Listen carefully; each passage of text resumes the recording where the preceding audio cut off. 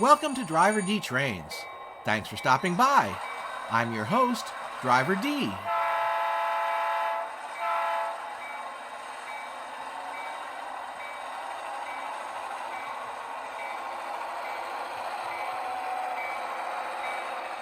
Our conductor and brakeman, Scratchy-C, is keeping a close eye on today's operation.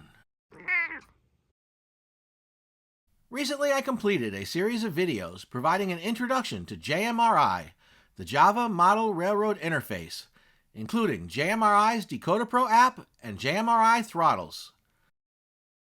This series included videos on how to download and install JMRI, customize and configure DecoderPro and JMRI Throttles, use the WiThrottle and Engine Driver apps with JMRI and DCC-EX, use physical controllers with JMRI and DCC-EX, and manage rosters of our locomotives in JMRI. In order to assist both new and returning viewers, I have compiled all the videos from the series into this one Supercut so that you can have the complete set all together in one place. The resulting video is quite long. To assist with navigation through the various parts, I have included a table of contents at the beginning of the video, as well as individual chapter markers in the bottom left corner of the screen. Be sure to check this video's description for links to the original videos in the series, as well as the various websites and products I mention here. These videos complement my previous series of videos on assembling and configuring a DCC-EX command station. If you haven't already seen those videos, be sure to check them out. Also, if you are enjoying the videos, please leave a comment and hit the like button. And if you haven't already, please subscribe to the channel. This series of videos has focused on JMRI's DecoderPro app and throttles for running our locomotives. We'll look at the Panel Pro app and turnout control in future videos. But the clock is ticking and we've got places to be, so release the brakes and let's get rolling.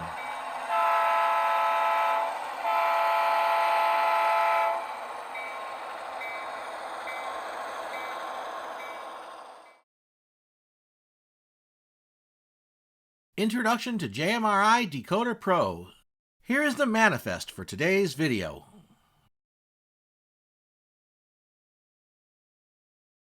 Part 1. An Introduction to JMRI. Here are all the details on our waybill.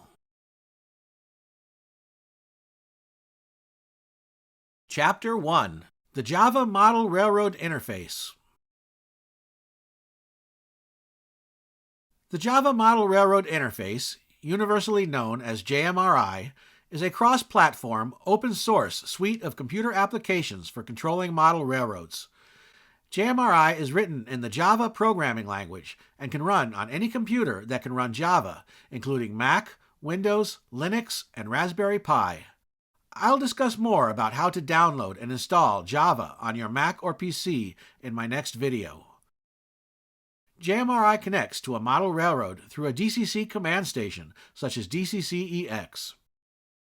JMRI supports 24 different command stations from a variety of commercial manufacturers, as well as open-source products like DCC-EX. JMRI connects to the command station either via a cable or wirelessly over Wi-Fi. For DCC-EX, the most direct way to connect JMRI is via a USB cable, connecting the Arduino to the computer. However, we can also connect JMRI to DCC-EX over Wi-Fi.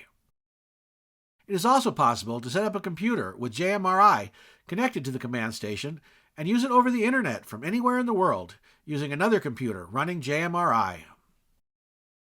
JMRI is an open-source community effort with contributors from all over the world and is constantly being updated. Driving that train for the last 24 years has been former NMRA DCC Working Group Chair and retired Berkeley Particle Physics Professor Bob Jacobson. Go Bears! While Bob didn't start JMRI, within a few months he was made both its conductor and engineer. The core of JMRI is the DecoderPro app. According to Bob, in the early days, JMRI was just a library project to compile information about DCC decoders available at the time, their features, and how to program them. A small JMRI demo program let users test the library data. At about the same time, another NMRA member, named Mark Gurries, realized that the number of decoders and their features were growing so rapidly that it would be impossible to keep track of them all without a computer program and a team of programmers to help. Mark enlisted his best friend, a software programmer from Apple named Dave, to help him put together a proof of concept for the program, which they called DecoderPro. It used a graphical user interface broken out onto individual tabs or windows to organize various decoder functions, such as motor control and lighting effects. Originally written to run on their Macintosh PowerBooks, Mark and Dave also wanted DecoderPro to work on PCs as well. At the NMRA convention in 2000, Dave found out about JMRI and Bob Jacobson. Mark and Dave realized that if DecoderPro were translated into Java, it could be run on any system that supported Java, including Macs, PCs, and Linux machines. Moreover, switching to Java would allow the decoder description files to be created and edited by any simple text editor. Serendipitously, Mark, Dave, and Bob all lived in the same area. Meeting over lunch at a local burger joint, Mark and Dave pitched their ideas to Bob Jacobson. It was a perfect match. Mark and Dave immediately decided to hand over their DecoderPro project to Bob so that it could be integrated into the JMRI project. Bob rewrote the program in Java, which made it compatible not only with a variety of computer systems, but also with many of the DCC decoders and command stations available at the time. Originally tacked on as a menu item available in the JMRI demo program, soon users were clamoring for the DecoderPro features to be put front and center. Thus, the DecoderPro app was born. Bob Jacobson and the ever-evolving JMRI community always made JMRI freely available for use and copying under an open-source artistic license. Jacobson did his undergraduate work in electrical engineering and computer science at MIT, home of the Tech Model Railroad Club, which I talked about in my most recent video of DCC-EX series bonus materials. As I described in that video, the first chapter of Stephen Levy's best-selling book, Hackers, Heroes of the Computer Revolution, featured the TMRC and described its influence on the birth of experimentalist hacker culture, which is not to be confused with the destructive criminal brand of hacking we now hear about in the news all too often. The list of 1960s hacker ethics that Levy describes in Chapter 2 of his book includes the premise that all information should be free. It was from this notion that Stuart Brand coined the term, "Information wants to be free." While many people first assume that this means that information should not cost anything, what it really means is that information should be freely available and free to distribute by anyone to anyone. Maybe it would be better to say that information wants its freedom. This is at the core of the open source movement, which has brought model railroads DCC-EX, DCC++, the Arduino, and JMRI, among others. But it's a movement that almost died in its infancy. Just because information wants its freedom doesn't mean that everyone wants that information to be free. In fact, a large part of our economy is driven by people selling information they have to those who don't have it, but want it or need it. Sometimes the sellers have that information because they found it or created it themselves. Sometimes they have it because they took it from someone else.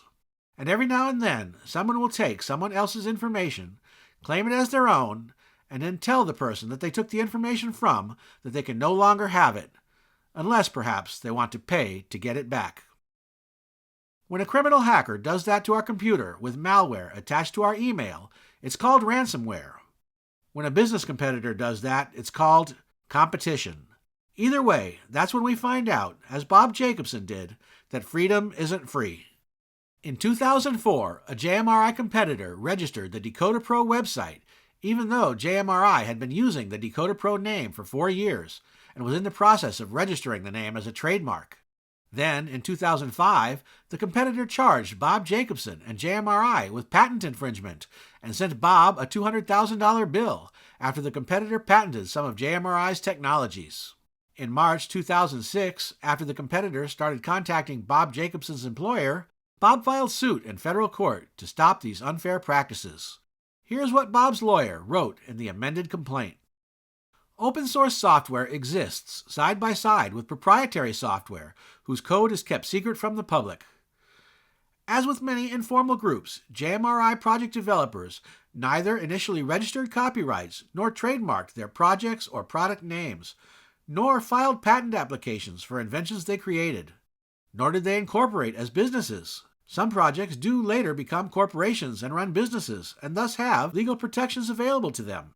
But what of the fledgling open source projects, like the JMRI project and their individual software developers that create valuable intellectual property, which is later stolen and used by others for their own profit, or worse, patented and used against the very members of the open source project who created it?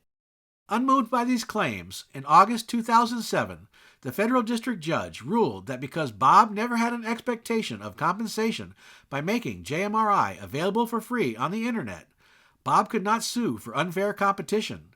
And because open source software benefits all potential licensees, Bob could not sue for unjust enrichment. However, most fundamentally, the judge ruled that because JMRI's open source license explicitly gives users the right to use and distribute the material and is intentionally broad, the alleged violation of the open source license was unlikely to be a copyright violation. In other words, you could not copyright open source material. This was a direct attack on the very existence of the open source movement. The following month, in September 2007, Bob and JMRI appealed the court's ruling to the Federal Circuit Court of Appeals in Washington, D.C. Several other open source groups, including Creative Commons, the Linux Foundation, the Open Source Initiative, the Software Freedom Law Center, the Perl Foundation, and the Wikimedia Foundation, filed friend-of-the-court briefings supporting JMRI and urging the appeals court to overturn the ruling. And in August 2008, the Federal Appeals Court did just that. Here is some of what that court said. We consider here the ability of a copyright holder to dedicate certain work to free public use and yet enforce an open source copyright license to control the future distribution and modification of that work. Through this controlled spread of information, the copyright holder gains creative collaborators to the open source project and gains others' knowledge that can be used to advance future software releases. The case went back to the district court. Undaunted by the ruling of the appeals court, the JMRI competitor countersued Bob Jacobson for an excess of $6 million for copyright infringement for materials the competitor had originally obtained from JMRI. Finally, in December 2009, the district court ruled. The judge found that JMRI was copyrightable, that the JMRI competitor had infringed on that copyright, and that Bob Jacobson could sue for damages. The judge also found that the competitor had acted in bad faith when it registered the DecoderPro website and dismissed the competitor's $6 million countersuit. In February 2010, 4 years after it began and 6 years after the first legal issues arose, the case was settled. The settlement included a permanent injunction barring the competitor from misusing JMRI software and copyrights. The competitor also agreed to mediation and arbitration in any future disputes with JMRI. Finally, the competitor paid Bob Jacobson $100,000 towards legal expenses. Bob was generous and gracious in this, as the $100,000 did not even cover his legal costs, not to mention 6 years of his time. As Bob said, sometimes the best you can do is the best you can do. But the open source movement, especially for open source software, owes a huge debt to Bob Jacobson and his fight to keep JMRI free. As the Wikipedia page on open source software states, the ruling of Bob's case cemented enforcement under copyright law when the conditions of the license were not followed. Because of the similarity of the JMRI artistic license to other open source software licenses, the ruling created a precedent that applied widely. Perhaps the appeals court said it best. Under an open source license, the copyright holder gains creative collaborators to the open source project and gains others' knowledge that can be used to advance future software releases. Over time, the number of contributors to JMRI has grown. Now, after 25 years, hundreds of different people have contributed to JMRI, and dozens of versions and hundreds of updates have been released. Sadly, the burger joint where Mark, Dave, and Bob first met to discuss DecoderPro closed in 2020 during the early days of the pandemic after 75 years in business.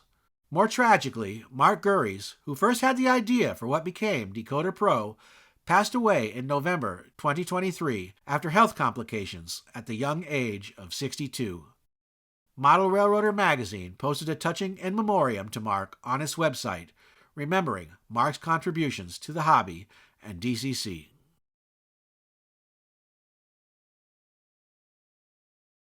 Chapter 2. Why JMRI?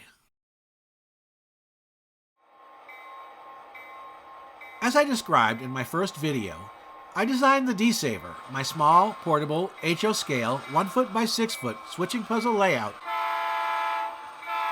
so that I could run my sound-equipped DCC locomotives and conduct switching operations in the small space I had available.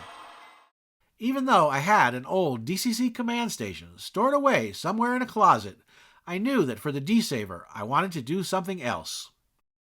One of the biggest frustrations I had when I started running DCC locomotives nearly 20 years ago was programming the locomotive decoders and then remembering how they were programmed.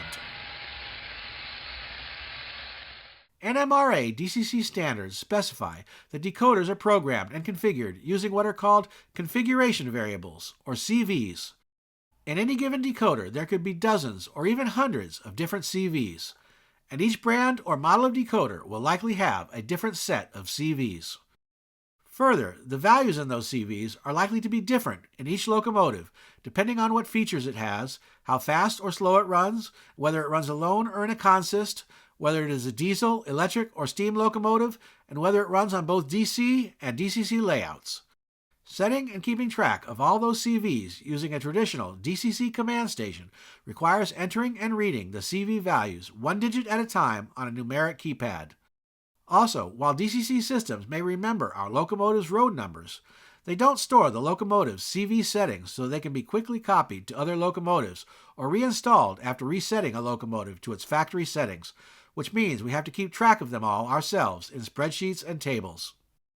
Rick from SoCal Scale Models, whose channel I featured in my first video last year, recently wanted to reprogram the sound volume for the prime mover on one of his locomotives, and his experience perfectly illustrates some of these challenges. He is loud. I should just quiet him down right now. I'm going to stop right in the street. I'm going to throw him on the programming track and quiet him down just a little bit. All right, well, that was fun. It took like, half an hour to figure that out again. So I had to figure out how to program the alternate prime mover sound volume. Go figure. Now, these are Soundtrack's Tsunami 2 decoders. I just had to refresh my memory there. So in order to do the alternate volume, you have to go into CV32, switch that from a 1 to a 2. That's your alternate. And then the prime mover was 293, I think it was? 291. So after changing 32 to 2, then you change 291 to the volume of the prime. That's the volume of the prime mover, and it was on 40. I set it to 30, so hopefully he's a little better right here. Horn is still nice and loud, but he's a little... It's not quite as loud as he was before over here. A little bit better on camera here. I don't know. We'll see. So every locomotive, I adjust the same thing. So, I kind of keep track of what their sound volume are set at and what their, like momentum and, all that stuff. So anyway, I was trying to find my spreadsheet, and then I was trying to read my spreadsheet, and then I was trying to program it, and then I couldn't remember. So it took like half an hour to do all that mumbo jumbo. It looks nice here with that background now, huh? At least we got something to look at over here. The second big frustration I had with my traditional DCC system was trying to remember which functions did what on each locomotive and how to use each locomotive's features. While some newer DCC controllers let us store information about each locomotive's functions, standard DCC controllers are not much help, as most only contain unmarked numeric keypads.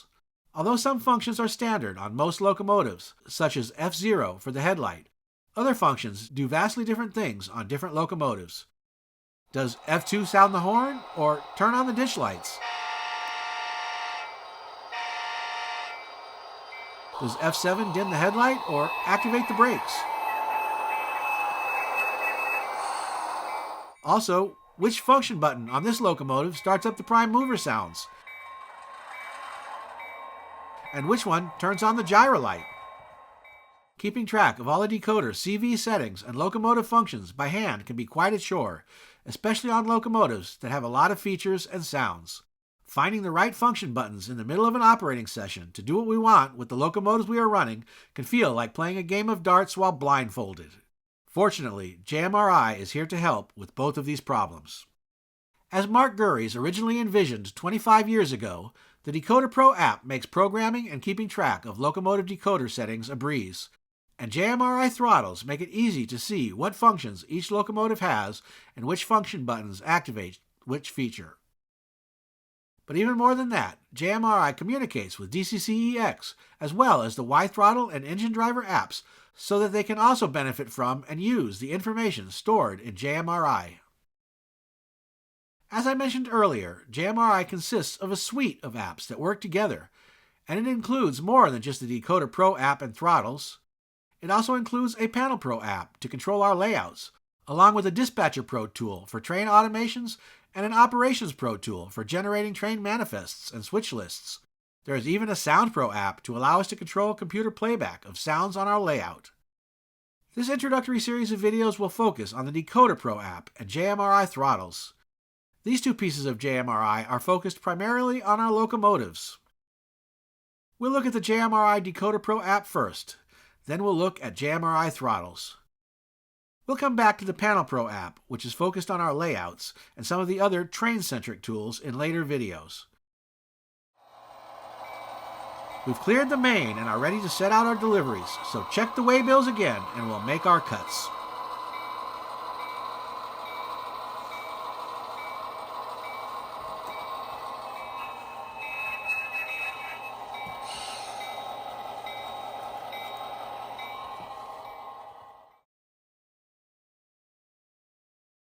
Chapter 3: The DecoderPro app. The DecoderPro app is the heart of JMRI and is designed to help us manage our DCC locomotives. Here is a description from the November 2004 issue of Model Railroader magazine. One of the most useful things about Digital Command Control, DCC, is that it allows us to customize decoder functions. A decoder's address, lighting effects, motor control, and function mapping are all controlled by adjustable numeric values called configuration variables, CVs. However, programming CV values on the small display screens of most DCC systems can be time-consuming and is often frustrating. Thankfully, a group of dedicated hobbyists have created computer software that makes the task of programming decoders much simpler. Meet DecoderPro. DecoderPro is a computer program that features easy-to-use display screens, allowing you to choose how you want your decoder to work by simply clicking your mouse. The software then enters the correct numeric values in the decoder's CVs for you. Sound good? It is, and it's free. 20 years later, DecoderPro is still good, still allows us to choose how we want our locomotive decoders to work by simply clicking a mouse, and is still free. But DecoderPro also functions as a locomotive roster manager. In fact, the roster screen is the first one we see when we launch the DecoderPro app, and where we can identify and add our DCC locomotives. Once we program all our locomotives, we will probably spend most of our time with DecoderPro in the roster window. In this window, we will see information about all our locomotives, including their DCC address, decoder type, and a name, road number, ID, and model number that we assign. We can also include a graphic icon and a photo for each locomotive. In addition, we can also create roster groups, which contain subsets of our locomotive fleets. We can call these anything we like and include whichever locomotives we want in them. I have one roster group for my 6-axle road units and another for my Athearn Genesis sound-equipped Jeeps. Once we select a locomotive from the roster, we can have DecoderPro earn its name by choosing to program it. We can choose to program our locomotives on the programming track or on the main track. Once we choose to program or edit a locomotive's settings, the DecoderPro programming or editing window will open. This window will contain multiple tabs that take us to different screens that allow us to access different features of our locomotives. For example, one screen will allow us to program the DCC address and some other basic information about our locomotives. Other screens will allow us to program the CVs that determine how our locomotive runs and its speed settings. Still other screens allow us to program the CVs that control the lights or sounds. Moreover, the specific set of screens included in the window, as well as their contents, are specific to the particular decoder in our locomotive. So a basic 4-function decoder, for example, will have fewer tabs and screens with fewer functions to program than an 8-function decoder with sound. And a decoder from one manufacturer will have different screens and functions than a decoder from another. But in each and every case, we can program our locomotives based on a description of their specific functions without having to know or remember anything about the specific CVs. Of course, DecoderPro does allow you to program CVs directly as well if you wish. Once we program or read the CVs of a locomotive in DecoderPro, we can save that information, and DecoderPro will remember and store it in our JMRI library. This will allow us to restore our saved CV settings on our locomotives if we ever need to change them for some reason or reset them to their factory settings. We can also edit, copy, duplicate, archive, or make various versions of the settings to use in different scenarios without actually making any changes to the locomotives until we are ready. We'll delve into more of the details of using the DecoderPro app in my next video and look at how to add and program a new locomotive, copy settings from one locomotive to another, and make backup copies of our locomotive settings in case we ever need to restore them to a prior configuration.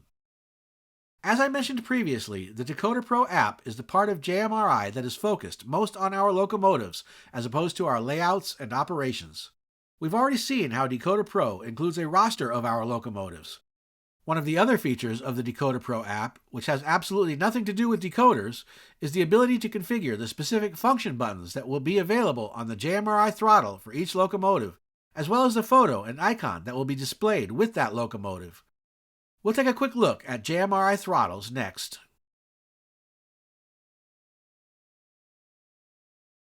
Chapter 4: JMRI Throttles. In addition to programming decoders, the JMRI DecoderPro app also provides direct access to a dedicated throttle for each locomotive on our roster. Near the bottom of the DecoderPro main window, below the programming button, are two additional buttons, one for labels and media and the other for throttles. As I mentioned before, the DecoderPro app provides us with the ability to configure the throttle function buttons for each of our locomotives, as well as include a photo and icon of our locomotive. To do this, we first select a locomotive from our roster. Then we click the Labels and Media button at the bottom of the DecoderPro window. This opens up a simplified programming window containing just two tabs or screens. The first tab allows us to configure the throttle buttons for the specific functions for each of our locomotives. We can decide what text we want to appear in each throttle button, assign icons to use as buttons, and choose whether the button should behave like an on-off switch or just a momentary push button. The second tab takes us to the Roster Media screen, which allows us to add an image and an icon that will be used in the JMRI throttle for the selected locomotive. The icon is also the one that will appear in the DecoderPro roster window. Once we configure our throttle buttons and add our media, we can save the changes to our roster and close the window.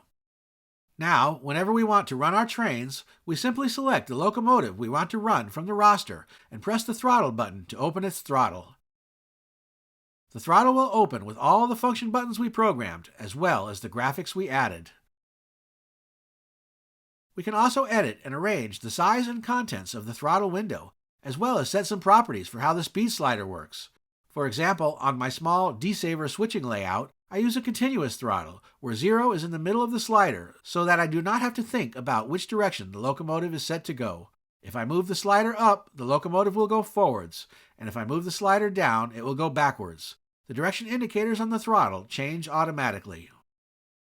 Also, within the throttle window, there is an address panel we can use to select another locomotive or run a consist.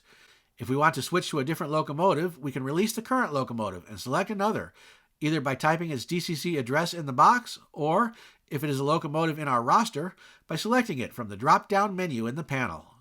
The throttle window will reconfigure with the function buttons and graphics for the selected locomotive. But we aren't limited to just one throttle. We can open up as many as we like, and even save and open groups of throttles. Further, when we configure a JMRI throttle for a locomotive in our roster, we can export that information to DCC-EX, and also import it into the WiThrottle or Engine Driver apps on our phone or tablet, and they will remember those settings in the future, even if we're not using JMRI. Once we configure a throttle for our locomotive, there are a number of ways that we can use it to run our trains.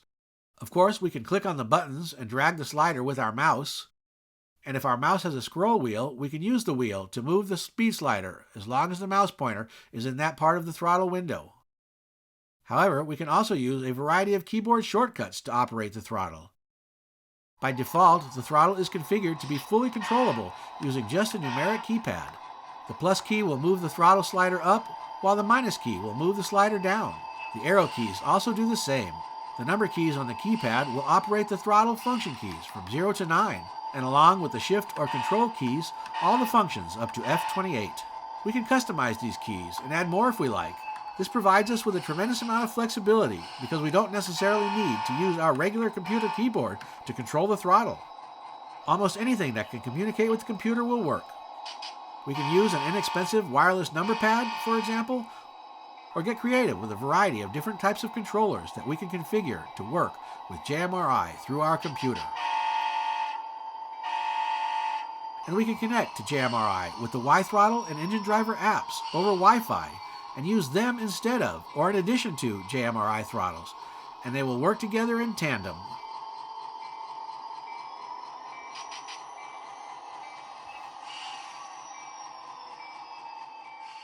We can even open a throttle in a web page and control our trains over the internet.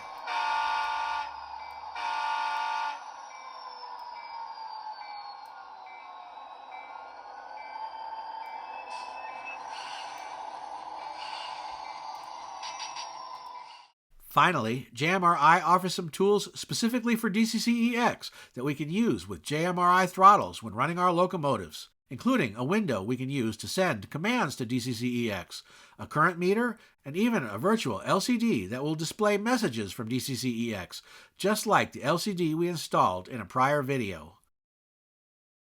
We'll look more closely at some of the throttle settings and how we can use them in another video. But we've completed our deliveries for today, so it's time to head back to the yard and enjoy a short rest.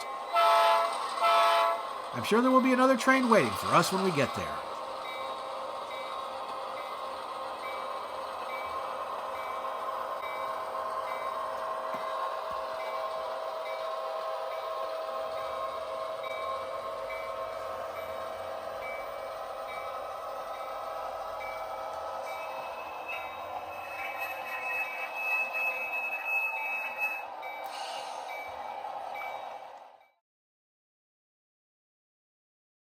Chapter 5. Let's run some trains. There's lots more to cover with JMRI, and we've barely scratched the surface. In addition to the locomotive-centric DecoderPro app and throttles, JMRI also has a layout-focused app called PanelPro, which lets us control all the turnouts, signals, and sensors on our layout. The PanelPro app incorporates a number of tools designed for operations, generating switch lists, and automated running. There's even a SoundPro app to control all the sounds on the layout. For now, however, we will start with the DecoderPro app and JMRI throttles, as everything else builds from there. We will look at PanelPro and possibly some of the other tools in later videos. JMRI and DCC-EX also work well together. DCC-EX likewise has numerous automation and layout control features, and we can use JMRI to control those features. While we certainly don't need JMRI to use DCC-EX, doing so will make programming our locomotives and configuring our throttles much easier, and allow us to do some things we couldn't do with DCC-EX alone. But enough talking. Let's go run some trains.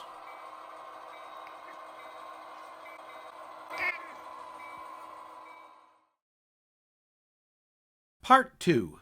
Installing and configuring JMRI DecoderPro. Now that we've seen a few of the things that we can do with JMRI's DecoderPro app and JMRI throttles, let's download and install JMRI for ourselves and try it out.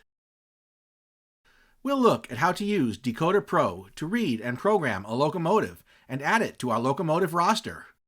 Then we'll look at how to configure our decoder settings and save our work. Here's an overview of the startup sequence from the engineer's operating manual.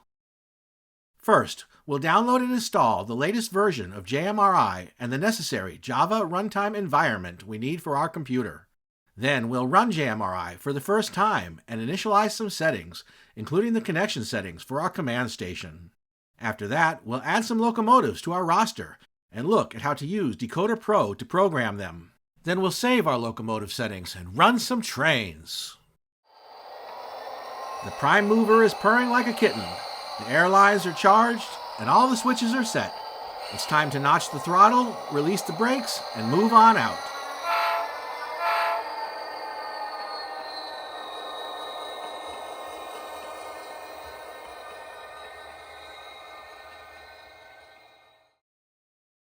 Installing and configuring JMRI DecoderPro. Step 1. Download and install JMRI and the Java runtime environment.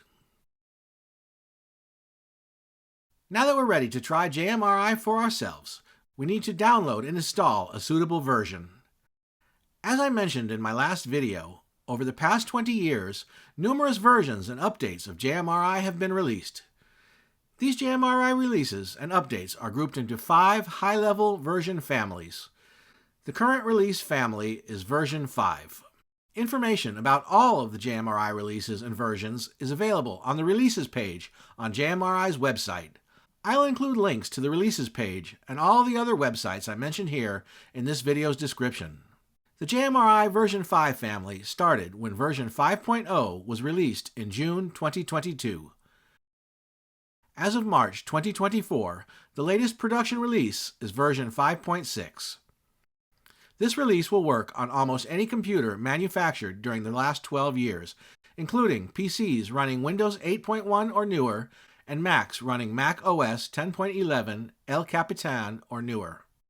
If you have an older computer or want to run a prior version of JMRI, you can find more information on JMRI's Releases page and the installation guides linked there. For this series of videos, I will be using the latest JMRI production release, which is currently version 5.6. This version was released in December 2023. JMRI also makes available various test releases, which you are welcome to experiment with if you like.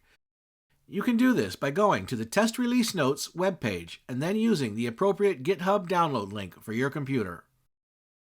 JMRI expects to publish its next release, version 5.8, around June of 2024. We will now download the version of JMRI we need for our computers. We will do this from the JMRI Releases page. Scroll down the page to find the latest production release, 5.6 in this case. For the current release, there are separate versions for Mac, Windows, and Linux computers. We'll select the version we need and click on the GitHub download link. This will download the file to our Downloads folder. For the Mac, this will be a disk image file. For Windows, it will be a .exe installer file. We'll come back to these in a minute after we download Java. As I mentioned previously, JMRI is written in Java and can run on any computer that can run Java.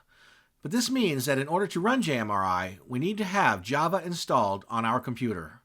There are many different versions of Java. We will need Java version 11 for the version of JMRI that we are using. There are also numerous different sources from where we can get Java.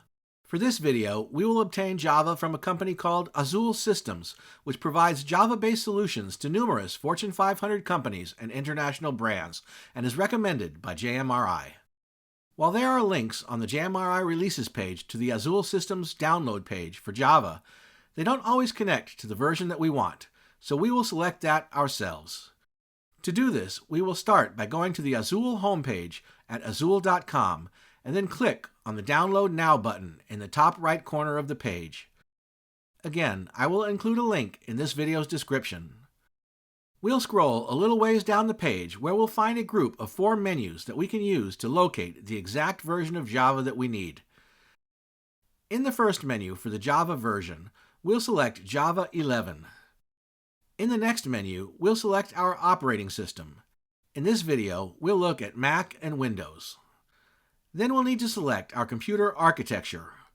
For Windows, we'll need to indicate whether our computer uses a 32-bit architecture or a 64-bit architecture. We can find this in our computer's system settings. For Mac, we will need to indicate whether our computer uses an Intel CPU or uses one of Apple's own M1, M2, or M3 processors. Again, we can find out by choosing About This Mac from the Apple menu. If our Mac has an Intel processor, we will select the x86 architecture. If it has an Apple M processor, we will select the ARM architecture. After we choose the architecture for our computer, we will finally select the Java package we want. Java download packages generally come in two configurations. The first type of package is called the Java Development Kit, or JDK. The second type of package is called a Java Runtime Environment, or JRE. This is what we will need for JMRI. Note that we do not want the JRE FX package, as this is designed for a Java offshoot called Java FX. Again, for JMRI, we want the JRE package. Finally, there should only be one option left available to download. When we hover our mouse over the download button, we will see a couple of options for the type of download file. For the Mac, we want the zip file. We do not want to download the DMG file. We will click on the zip file option, and this will download a zip file containing the Java 11 JRE to our Downloads folder. For Windows, we want the Microsoft installer file, not the zip file.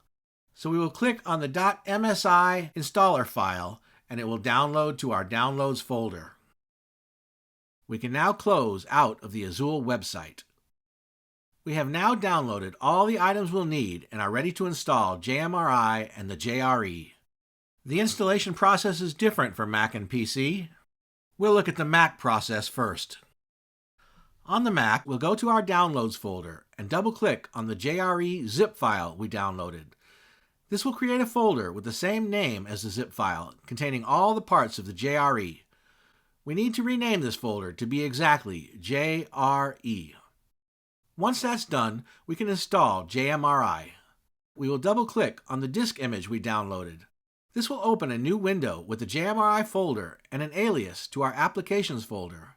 Do not drag the JMRI folder into the Applications folder just yet. Instead, we will drag and copy it into our Downloads folder. Next, in our Downloads folder, we will drag the JRE folder into the JMRI folder. Now we can finally drag the JMRI folder into the Applications folder. We can close up the Downloads folder and eject the JMRI disk image from our desktop. Now let's look at the installation process for Windows. First, we'll go to our Downloads folder. Then we'll click on the Zulu installer file to install Java on our computer. We shouldn't have to change any of the default settings. When the installer is done, we'll click Finish. Next, we'll double-click on the JMRI installer file to install JMRI on our computer. Again, we shouldn't have to change any of the settings. When the installer is done, we'll click Finish.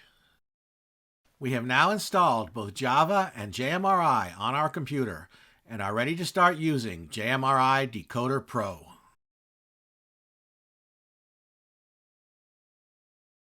Step 2. Launch JMRI and connect to the command station. Before we launch JMRI, we need to make sure that our command station is powered on and either connected to our computer or that our computer can connect to it. This could mean that we connect our command station to our computer using a cable, such as a USB or Ethernet cable, or that our computer can connect to our command station over Wi-Fi.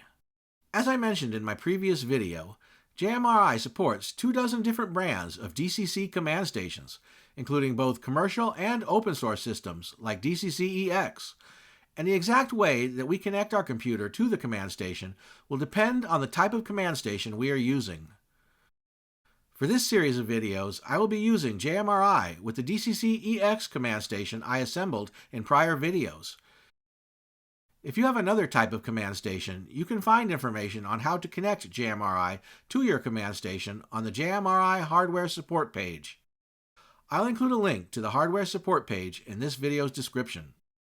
JMRI connects to DCC-EX either via a USB cable connected to the Arduino or over Wi-Fi. For this video, we will start by connecting DCC-EX to our computer with a USB cable. Then we'll set up a second connection via Wi-Fi. Now that we have installed JMRI and the Java runtime environment, and our command station is powered on and connected to our computer, we are ready to launch the DecoderPro app for the first time. On the Mac, we can find DecoderPro in the JMRI folder in our Mac's Applications folder. On the PC, we can find a shortcut for the DecoderPro app on our Windows desktop or in the Startup menu. For the rest of this video, I will be demonstrating DecoderPro using a Mac. Everything for JMRI should be the same for Windows, although some of the computer system menus will be different. The first time we start DecoderPro, we may see a message from our computer asking us if we are sure we want to open it, along with a similar message for the Azul Zulu JRE. We'll confirm that yes, we do want to open these. Then we will be greeted by the JMRI Startup Wizard. The first thing we will need to do is confirm our language and, if desired, enter an owner name. We can also leave the owner name blank if we want. We then need to select the type of DCC system we are using. As I mentioned before, we will be using DCC-EX for this video. JMRI uses the DCC++ name for all the variations of the DCC++ and DCC-EX Arduino-based command stations, so we will select DCC++ from the menu. Next, we need to select the type of connection. Since we are using a USB cable for this example, we will select Serial Port from the menu. Then we need to select the specific serial port our command station is connected to. This will be the same port we used in the Arduino IDE when we first installed the DCC-EX software. On the Mac, this will be a USB modem port, not a Bluetooth port. On Windows, it will be a COM port. Note that on the Mac there are two versions of the port listed, one that starts with CU and another with TTY. The technical differences between these two ports harken back to the early days of computer networking when serial communication was slow and often handled over finicky phone lines. For us, these distinctions don't matter too much, and either port should work. However, to be technically correct, we will want to choose the CU or call-up port, as JMRI recommends. JMRI will then give the connection a name, along with a prefix. If we like, we can change these.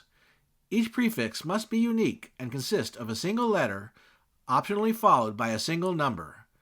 In this example, I will add the number 1 to the D prefix that JMRI created. I will also change the connection name to DCC-EX and add USB to the end of the name. Later, when we create a Wi-Fi connection for our DCC-EX command station, we can call that connection DCC-EX Wi-Fi and give it the D2 prefix. There are some additional settings available if we click the checkbox, but we don't need to modify any of them. We are now ready to click the Next button and then Finish. Our initial JMRI setup is now complete. The DecoderPro app will open with a Getting Started screen, ready for us to add our first locomotive to the roster. There are a few things to note before we go on. First, whenever we connect JMRI to an Arduino-based command station like DCC-EX using a USB cable, the command station will reboot. This is the same behavior we saw with the Arduino IDE and the EX WiThrottle app. This is inherent in the design of the Arduino, which reboots whenever a new serial connection is opened through the USB port. Unfortunately, sometimes the timing of this reboot causes JMRI to think that it has no connection to the command station. If this happens, just quit JMRI and try again. On occasion, you may have to try more than once. Finally, let's create an alternate way for JMRI to connect to DCC-EX wirelessly. If you installed a Wi-Fi shield on your command station, as I showed you in my prior series of videos, we can connect JMRI to DCC-EX over Wi-Fi. To do this, we'll go to the DecoderPro menu in the menu bar and select Settings. We can also do this using the Control or Command, keyboard shortcut to open the menu. The first entry in the list of settings is Connections, which is what we want. At the top of the window in the middle, we will see the DCC-EX USB connection we set up with the Startup Wizard. Just to the right of this, we will see a plus sign. We'll click on the plus to create a new connection. Now we have to repeat the same steps we used when we set up the first connection, but this time we will set up the connection for Wi-Fi. We'll do this by choosing the DCC++ server connection. Next, we'll enter the IP address for our command station. We can see this in our command station's LCD display or in the debug console of the EX WiThrottle app, as I described in prior videos. As when we connected the WiThrottle and Engine Driver apps to DCC-EX, we need to make sure that the computer running JMRI and our DCC-EX command station are on the same network. If you need a refresher on how to do this, see my video on configuring DCC-EX Wi-Fi. For this example, we will use the station mode address, but if we wanted, we could create separate connection profiles for each possible address, and JMRI would try them all and connect by whichever methods it could. We'll also create a new connection prefix and give the connection a new name, DCC-EX Wi-Fi in this example. Finally, we need to click on the Additional Connection Settings checkbox and change the port number to match the port DCC-EX is using. This will most likely be 2560. Again, DCC-EX will tell us the port number in the display and debug console. We have now created two ways to connect JMRI to DCC-EX, and in fact, JMRI will connect to both of them at the same time if it can. While there are scenarios where we might want to have JMRI make more than one connection to a command station, we aren't ready for that yet. So to avoid confusion, we'll also click the Disable this connection checkbox at the bottom of the window. This will continue to direct JMRI to connect to DCC-EX using the USB cable. However, when we are ready to switch to using Wi-Fi, we will simply disable the USB connection, enable the Wi-Fi connection, and restart JMRI. Note that when we connect JMRI to the DCC-EX command station using Wi-Fi, the Arduino will not need to reboot. For now, though, we'll click Save, and JMRI will ask us if we want to restart JMRI now or wait until later. We can wait until later since we're going to keep using the serial USB connection. We just need to remember that when we are ready to quit JMRI, if it asks us if we want to save our settings, we need to say yes. We have now completed our initial setup of JMRI and are ready to add some locomotives to the roster. We'll be running trains in no time. Step 3. Adding locomotives to our roster. Now that we have installed JMRI and established a connection to our command station, we can start adding locomotives to our roster and learn how to program them. This is what DecoderPro was made for. In order to begin, we will need to place a locomotive on the programming track connected to our command station. For this example, I will use this Athearn Genesis Southern Pacific GP40-2 with a Tsunami 2 sound decoder in it. Since this is our first time programming a locomotive with JMRI, we will take some extra time to look around and try some of JMRI's different features and get familiar with them. This will make programming locomotive decoders in the future a breeze. We also need to make sure that the programming track is powered on. DecoderPro has a power button at the top of the roster window that we can use to turn the track power on and off. If the button is green, the power is on. For DCC-EX, the default setting is that JMRI will turn the power on and off for both the main track and the programming track at the same time. However, for some command stations, we may need to take additional steps to activate the programming track. If necessary, refer to the instructions for your command station if you are unsure how to do this. Once we have our locomotive on the programming track and make sure that the programming track power is on, we will press the New Loco button in the DecoderPro menu bar. This will open JMRI's list of known decoders. We can then press the Read Type from Decoder button at the bottom of the window. JMRI will scan the decoder to identify its manufacturer, model number, and version. JMRI will then highlight the appropriate decoder entry in the list. In this example, we can see that JMRI identified a decoder from Soundtracks. More specifically, an OEM version of the Tsunami 2 diesel sound decoder designed to be factory installed in an Athearn Genesis locomotive.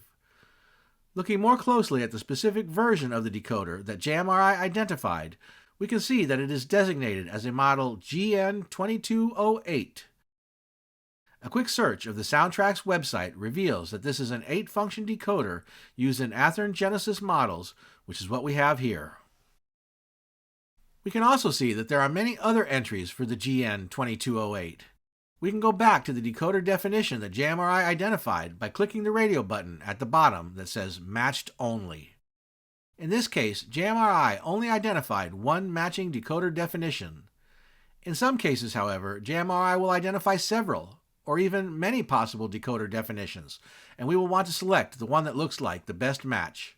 For example, if we look again at the list of all the decoders in the JMRI database, we can see many other GN2208s, as well as the 6-function version called GN2200.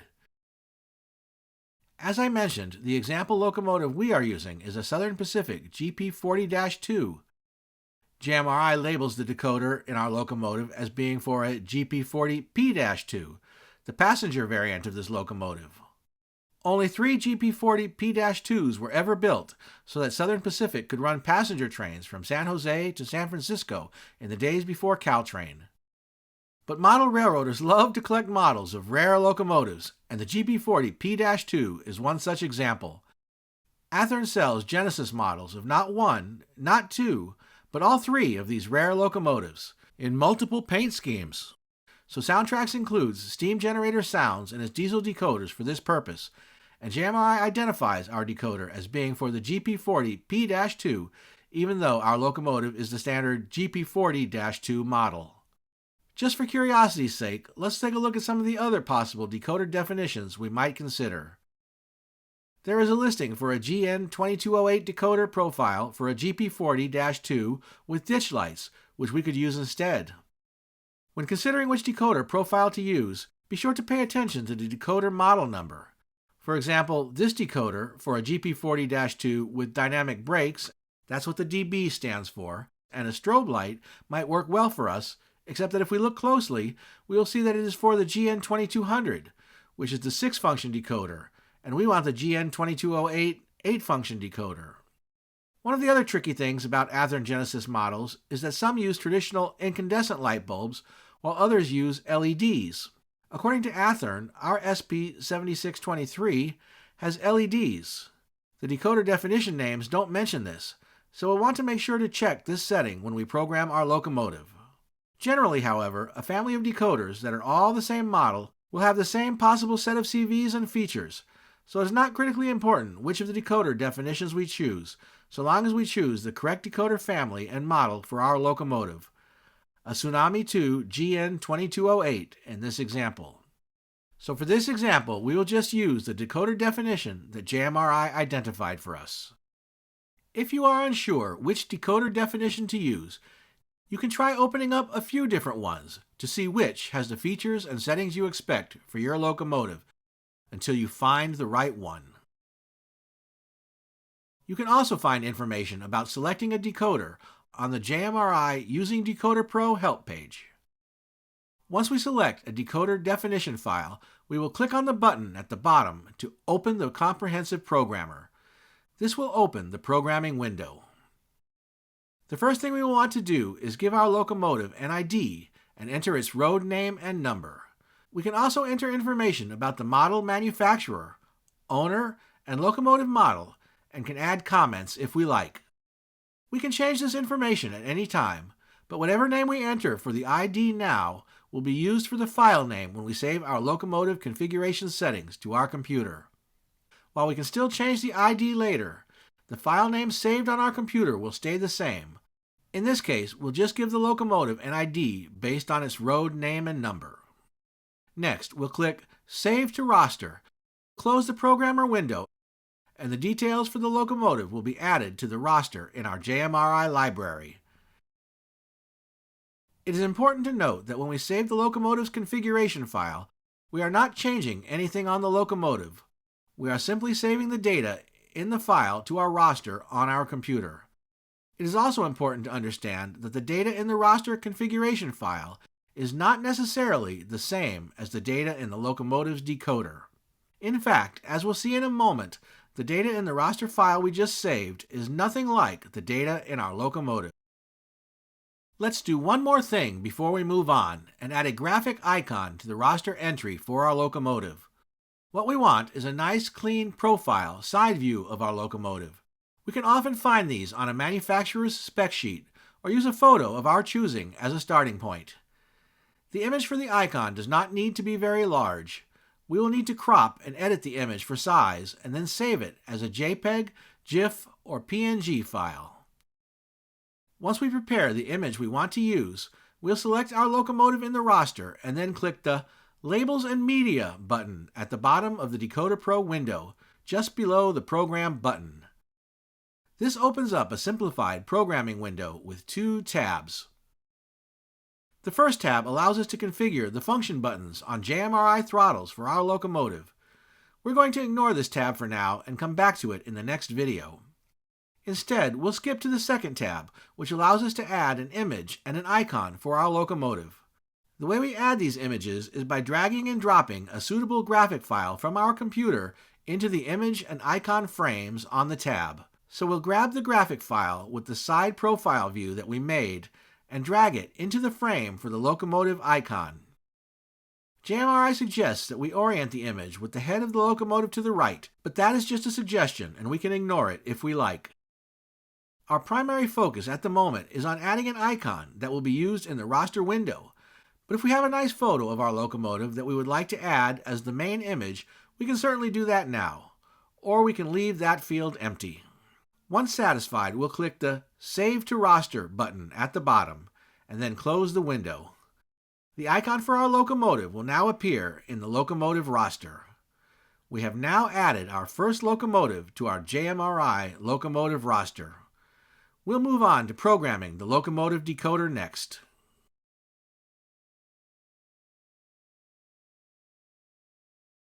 Step 4. Programming locomotive decoder settings. Now that we've added a locomotive to our roster, let's start programming some of its settings. We'll start by selecting our locomotive in the roster window. Then we'll make sure we are set to program on the programming track by checking the radio buttons at the bottom right corner of the window, and then click the Program button just below that. This will open the DecoderPro programming window. We can also double-click on the roster entry in the roster window as a shortcut to open the programmer, using whichever track is selected on the radio buttons.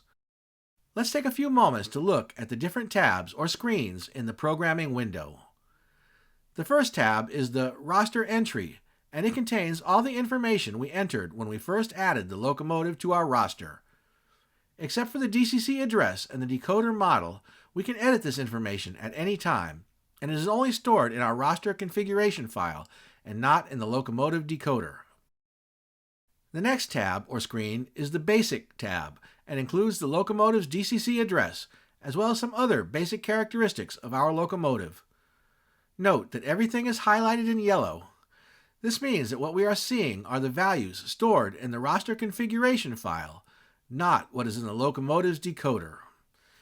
It is also important to note that none of the information we see here came from the locomotive.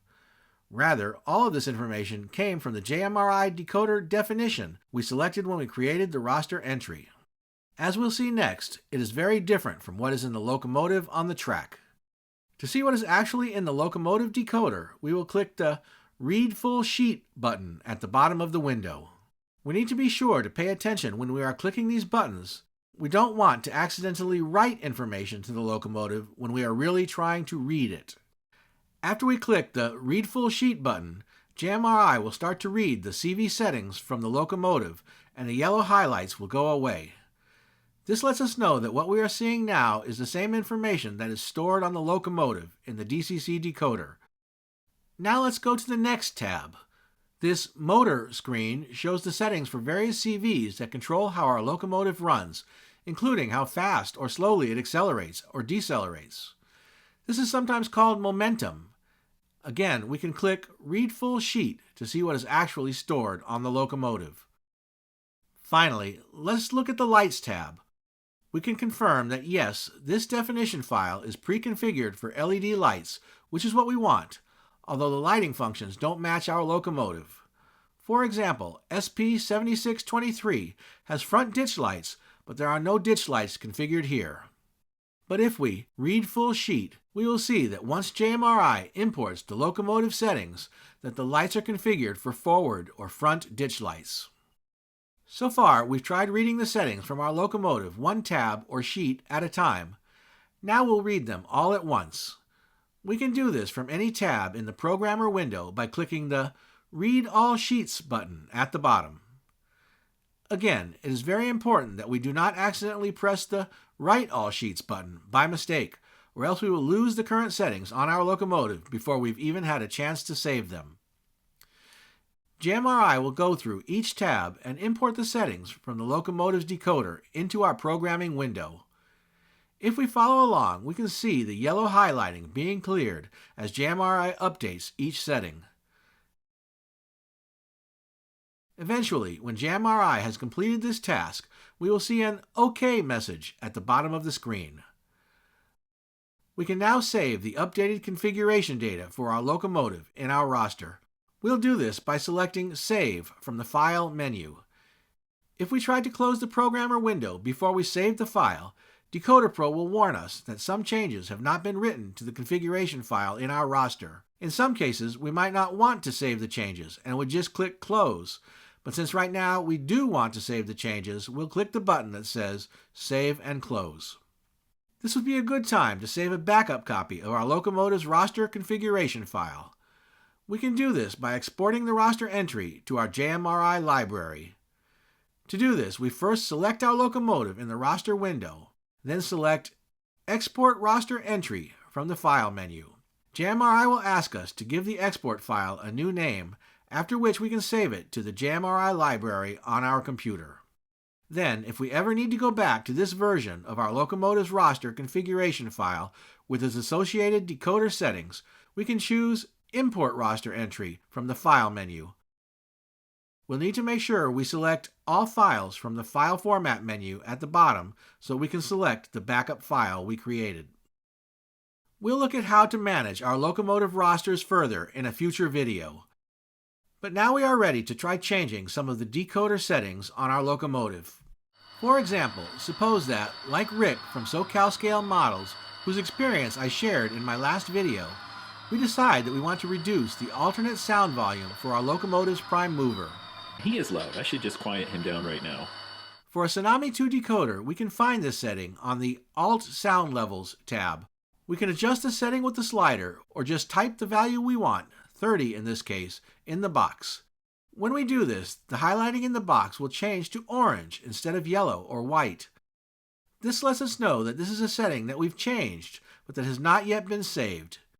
So far, this change exists only in our Programmer window. We have not saved it to our roster or sent the change to our locomotive.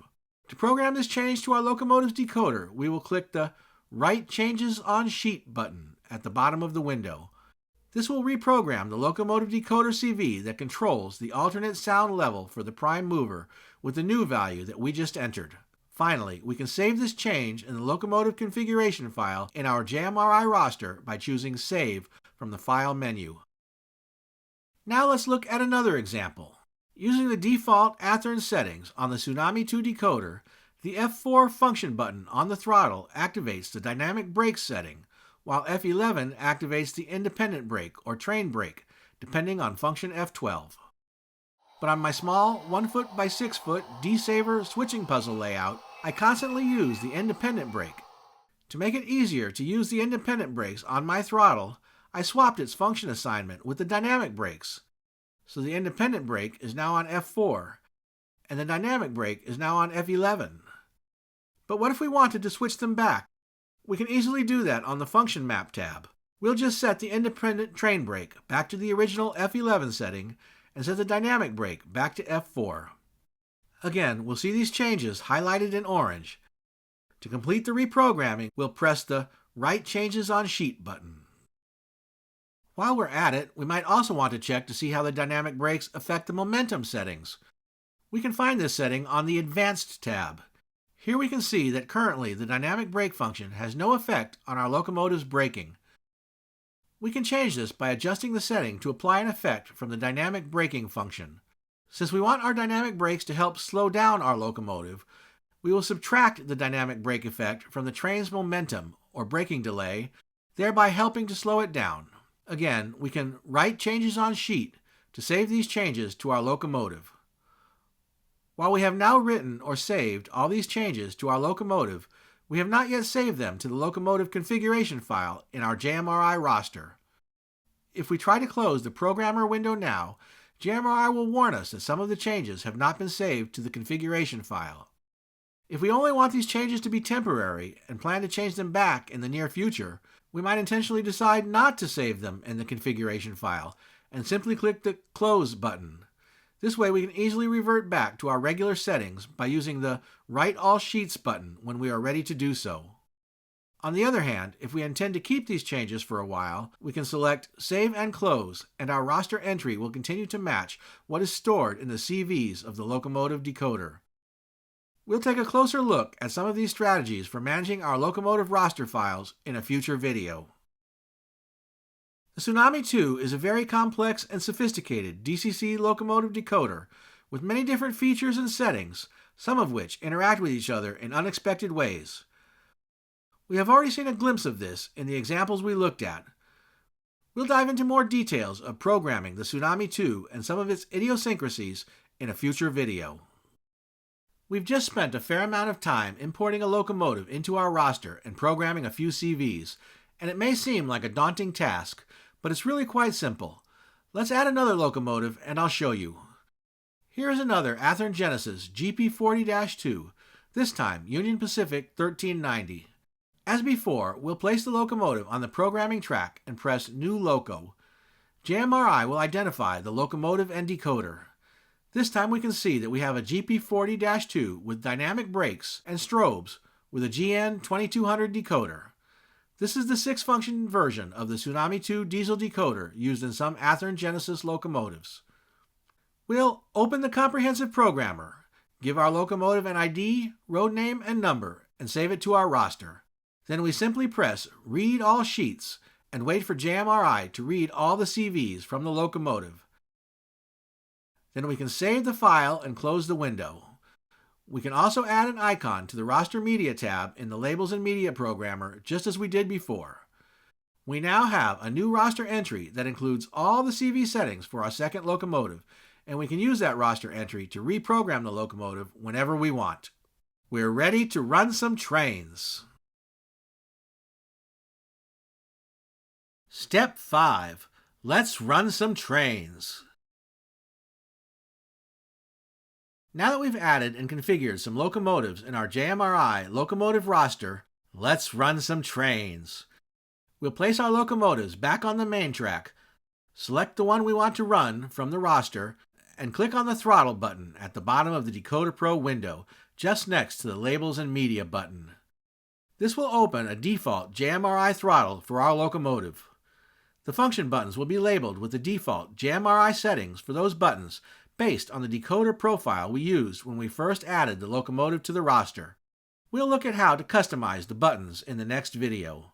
We'll also look at how to customize the throttle speed controller, which is on the left, and how to use the locomotive address panel and consist tool. But for now, let's run some trains. RPM Plus will start up the prime mover.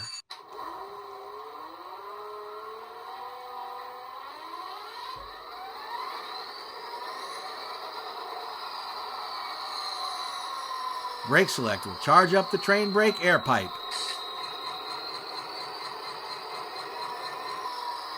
Then we'll turn on the headlight, strobe, and ditch lights. Ring the bell, sound 2 blasts of the horn, and we're ready to roll. Notch up the throttle and move on out.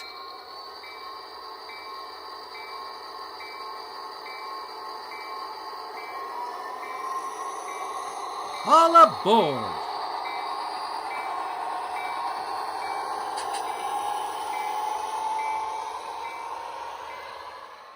Just watch out where you click in the speed controller window and use caution with your mouse's scroll wheel, or your locomotive may learn how to fly. Briefly. Part 3. Using and customizing JMRI throttles. Now that we've downloaded and installed JMRI and learned how to use JMRI's DecoderPro app to program our locomotives and add them to our locomotive roster, let's take a look at how to use and customize JMRI throttles to run our trains. Here are all the cuts we'll be switching out today. First, we'll start with an in-depth tour of the JMRI throttle window and the various throttle control panels inside the window, along with some of their settings. Next, we'll look a little more closely at how to customize the throttle function buttons and the keyboard shortcuts we can assign to various parts of the throttle, including those buttons. Then we'll look at how to save different versions of our throttles and arrangements of multiple throttles using throttle layouts. Then we'll run some trains. We've got a lot of moves on the switch list, and there's no time to dally, so grab your clipboard and logbook, and let's get rolling.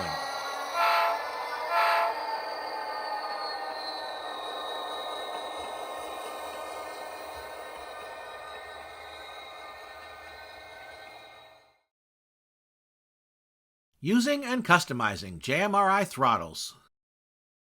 Chapter 1. The JMRI throttle window. Now that we've added some locomotives to DecoderPro's locomotive roster, let's set up some throttles so we can run our trains. We'll start with an in-depth tour of the JMRI throttle window and look at all its parts and settings. Even though we'll cover a lot of ground, we won't be able to look at everything. You can always find the most up-to-date information about JMRI throttles on JMRI's DecoderPro Throttles page. I'll include a link in this video's description. For this video, I will be demonstrating JMRI throttles using a Mac. The throttles work the same on Windows, although some of the computer menus may look a little different. To get started, let's open the JMRI DecoderPro app we installed in the last video and select the roster entry for one of our locomotives. Then we'll select the Throttle button in the bottom right corner of the window. This will open a new throttle window for the selected locomotive. Assuming that we have not previously modified or saved a throttle for the locomotive, this will be the default throttle window. We can also open a new throttle by using the New Throttle command from the Actions menu when the DecoderPro window is active, or from the File menu when another throttle window is already open. This will open a blank default throttle with no assigned locomotive. We'll look at how to assign a locomotive to the throttle using the address panel in just a moment. But first, let's take a look around the throttle window. At the top of the throttle window is a toolbar. We'll look at this more later, but for now, we want to note that the toolbar includes a track power button and emergency stop button. When the power button is green, the track power is on. It's very important that we turn off the track power when editing the throttle, because if we accidentally click in the wrong place or use our mouse scroll wheel, our locomotive may take off unexpectedly at high speed. After turning off the track power, we'll start by resizing the throttle window. We can do this by first making sure to select the throttle window so that it is active, and then moving our mouse to a corner of the window and waiting for the cursor to change to a diagonal double arrow. We then hold down the mouse button and drag to resize the window. We can also adjust one edge at a time by moving our mouse to an edge and waiting for the cursor to change to a horizontal or vertical double arrow, and then holding and dragging that side. One thing to note is that when we resize throttle windows, JMRI remembers the sizes in its global user interface settings, not its throttle window settings. This means that there is no way for us to save a specific throttle window size for each locomotive. Rather, JMRI remembers the size without us having to save it, whether we want it to or not.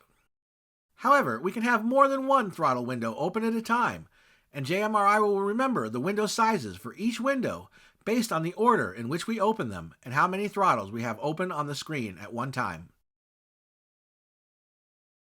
So we can set the first throttle window we open at a time to be one size, and the second throttle at a time to be another size, the third throttle to be another, and so on, and JMRI will remember all their sizes. In the last part of this video, we will learn how to save our throttle window arrangements and assigned locomotives using JMRI's throttle layout controls. But we can't save the throttle window sizes or positions in the throttle files for specific locomotives. Now that we've looked at how to change the size of the throttle window, let's take a look at the various items inside the window. In addition to the toolbar at the top, the throttle window contains 3 separate control panels: a locomotive speed control panel, a function panel, and an address panel. These can all be moved around inside the throttle window and resized as well. We move each panel by grabbing its title bar and dragging it around, and resize the panels by grabbing the marked areas in the lower right-hand corner of the panel and dragging to change the size and shape. Note that it can be a little tricky to grab the area we need to resize the panels, so we may need to try a few times until we find the right spot.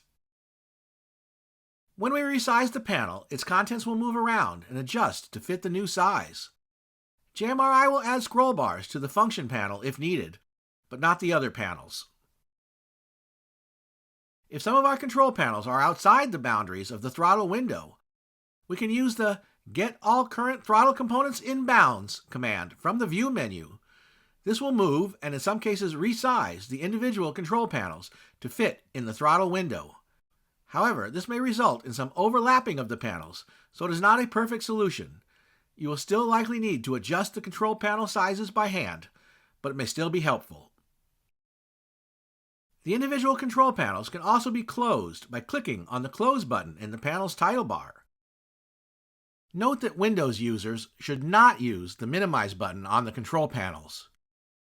So, for example, if we wanted a throttle window with just the speed control and function control panels, we could close the address panel, and we could create another throttle with just the address panel.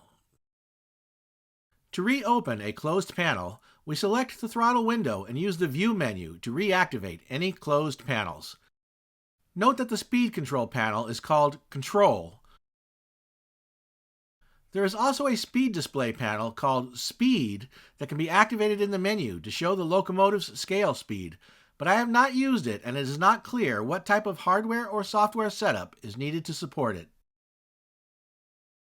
Also note that, unlike with the throttle window size, JMRI will not remember the changes to the individual control panels inside the throttle window unless we save them.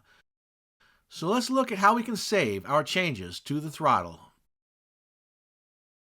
If we opened our throttle from the locomotive roster and it has a locomotive assigned to it, or if we opened a blank throttle and later assigned a locomotive to it, we can save the throttle to be the standard throttle for that locomotive by selecting the throttle window and choosing Save Current Throttle from the File menu.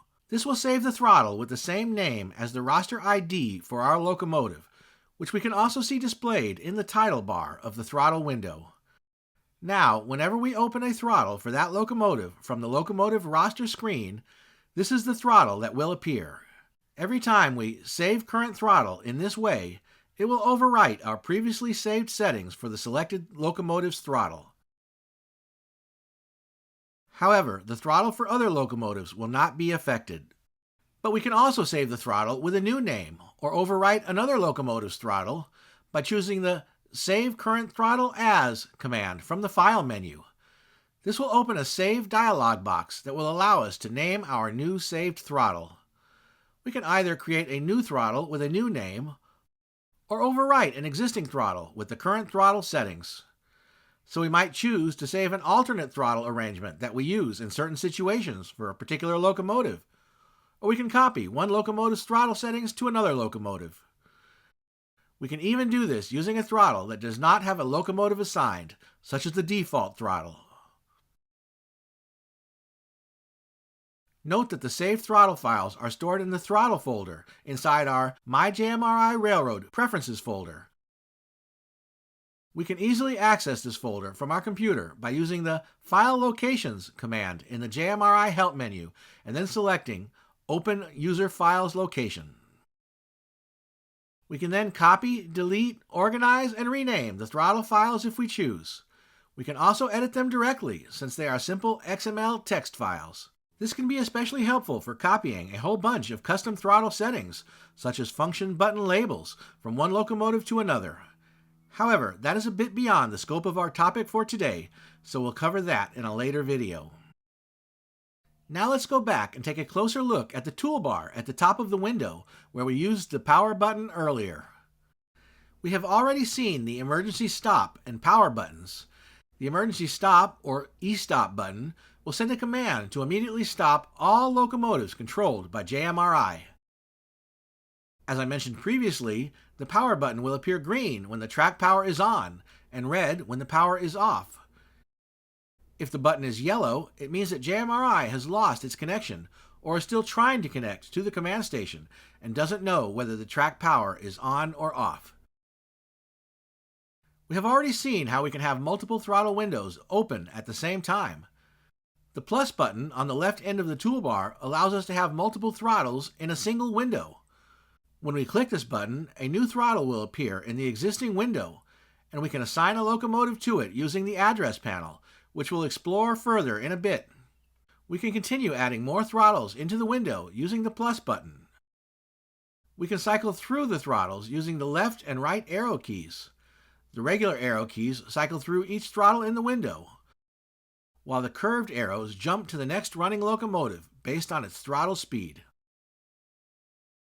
We can remove a throttle from the window by using the minus button. If we have previously saved a throttle, we can open it into the active throttle window by using the Open Throttle command from the File menu. This will replace the currently displayed throttle with our saved throttle. If there is no locomotive assigned in the active throttle when we do this, the command will open the saved throttle and its assigned locomotive for that throttle. However, if there is an assigned locomotive in the active throttle window when we open a saved throttle, only the throttle arrangement and settings will be changed, and the active locomotive will remain the same. This is another way that we can copy one locomotive's throttle settings to another locomotive. It is important to note that the throttle window will not change size when we open a new throttle into the existing window, so we want to make sure that all the throttles we use in a single window are generally the same size and shape, or at least will fit within the window, or else use the technique I just described to superimpose one locomotive's throttle arrangement onto another. Just to the right of the power button is the Edit Mode button, which looks like it has a magnifying glass and a pencil on it. If we press the Edit Mode button once, we will turn off Edit Mode. If we press it again, we will turn Edit Mode back on. We can do the same thing using the Switch Throttle Frame View Mode command from the View menu. Thus far, we have been working with our throttles in Edit Mode, which allows us to move and resize the various control panels in the throttle window. When we are done editing the throttle, we can turn off Edit Mode, and the control panel title bars and backgrounds will become transparent, and we can no longer drag and resize them until we turn Edit Mode back on. However, we can use all the controls and features in the control panels. One item to note: in order for the function buttons to display properly in the throttle window, we need to make sure that we select the Function Control Panel by clicking on its title bar before we turn off Edit Mode. Otherwise, we won't be able to see whether we have pressed any of the function buttons, although the functions will still work. We can also cycle the Edit Mode button twice to accomplish this. The last button in the toolbar will open the Throttles List window. We can also open this window by using the Show Hide Throttles List Window command from the View menu. This small window, which we can resize, lists all the open JMRI throttles with the corresponding locomotive addresses and the current locomotive speed. If we click on one of the entries in the list, it will take us to that throttle, including any throttles that are in windows with multiple throttles. The Throttles List window also has a toolbar. The first button in the toolbar will open a new throttle window. The E-stop and power buttons are the same as those we have already seen. The last button in the Throttles List window toolbar provides a shortcut to open JMRI's Throttle Preferences setting.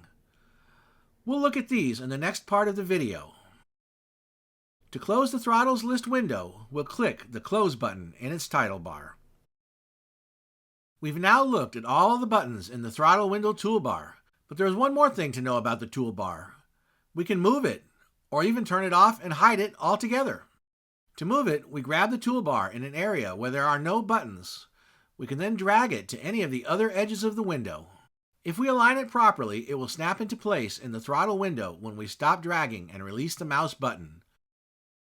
If we look closely, we can tell when we've aligned it properly because we will see the border of the rectangle shape we are dragging change colors. If we release the mouse in another area, the toolbar will become a free-floating panel, which we could, in theory, place anywhere on our screen. If we close the free-floating toolbar, it will return to its previous spot in the throttle window. In fact, this behavior is generally true for all JMRI window toolbars, including, for example, the small Throttles list window we just looked at, and even the toolbar in the Locomotive roster window, although I don't recommend you move that one. However, JMRI does not save any of these settings to the throttle toolbars, so when we close the throttle window and reopen it later, the toolbar will return to its original position. We can, however, turn off the toolbars for all throttle windows by changing one of the settings in JMRI's throttle preferences. I said we would look at the settings in the next part of the video, but let's try this one now. We can open the throttle preferences by opening or selecting a throttle and then choosing Throttle Preferences from the Edit menu. These are the same settings we saw a few minutes ago. If we uncheck the box that says Enable Throttle Toolbar and save the new setting, all our throttle windows will no longer have a toolbar. We can still access some of the functionality of the toolbar, including the e-stop and power buttons, in the small Throttles list window, which we can open from the View menu. This includes being able to select from multiple throttles within the same window, although we won't be able to add or delete them. We can also cycle the edit mode in a throttle window by using the Switch Throttle Frame View Mode command in the View menu.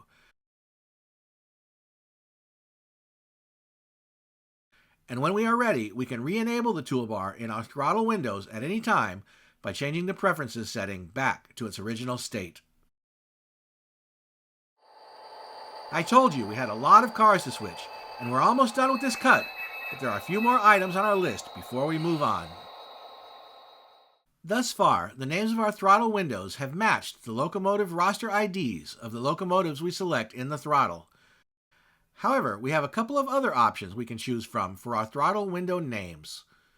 We can choose from these options by selecting a throttle window and then choosing the Edit Frame Properties command in the Edit menu.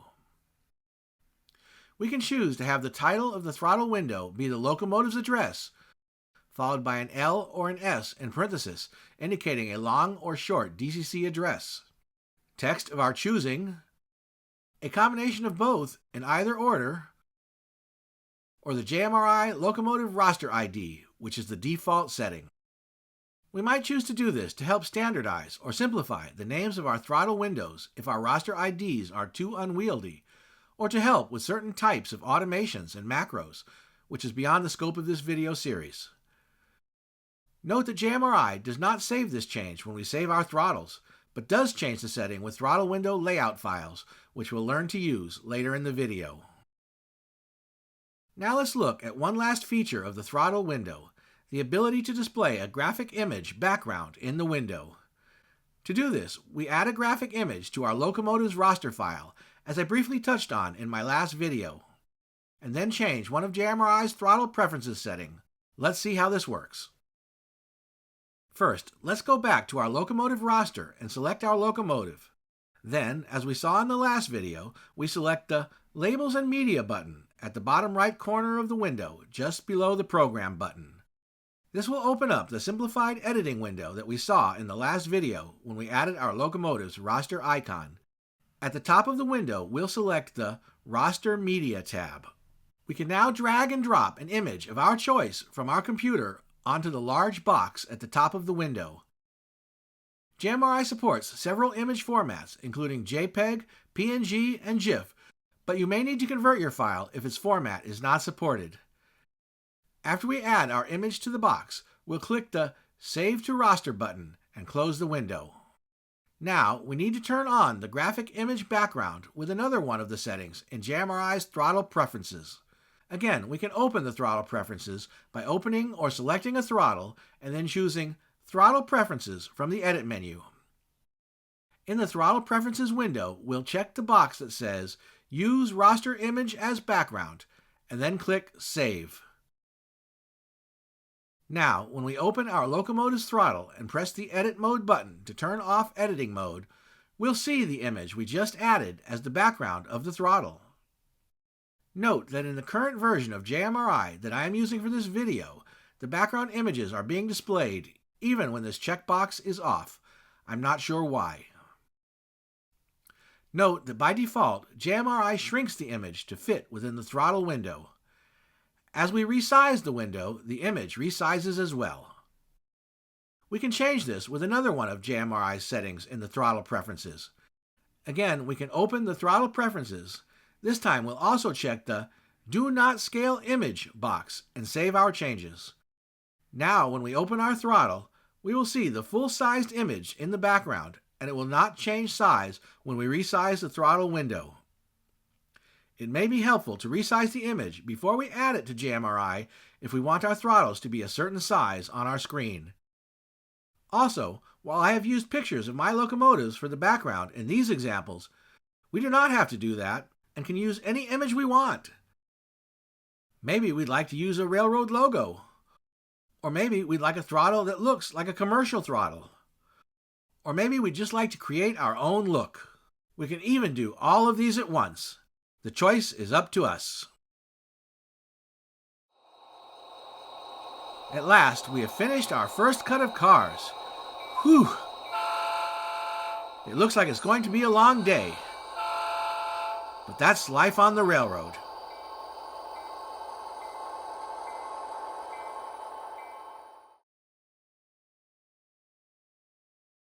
Chapter 2: Throttle Control Panels.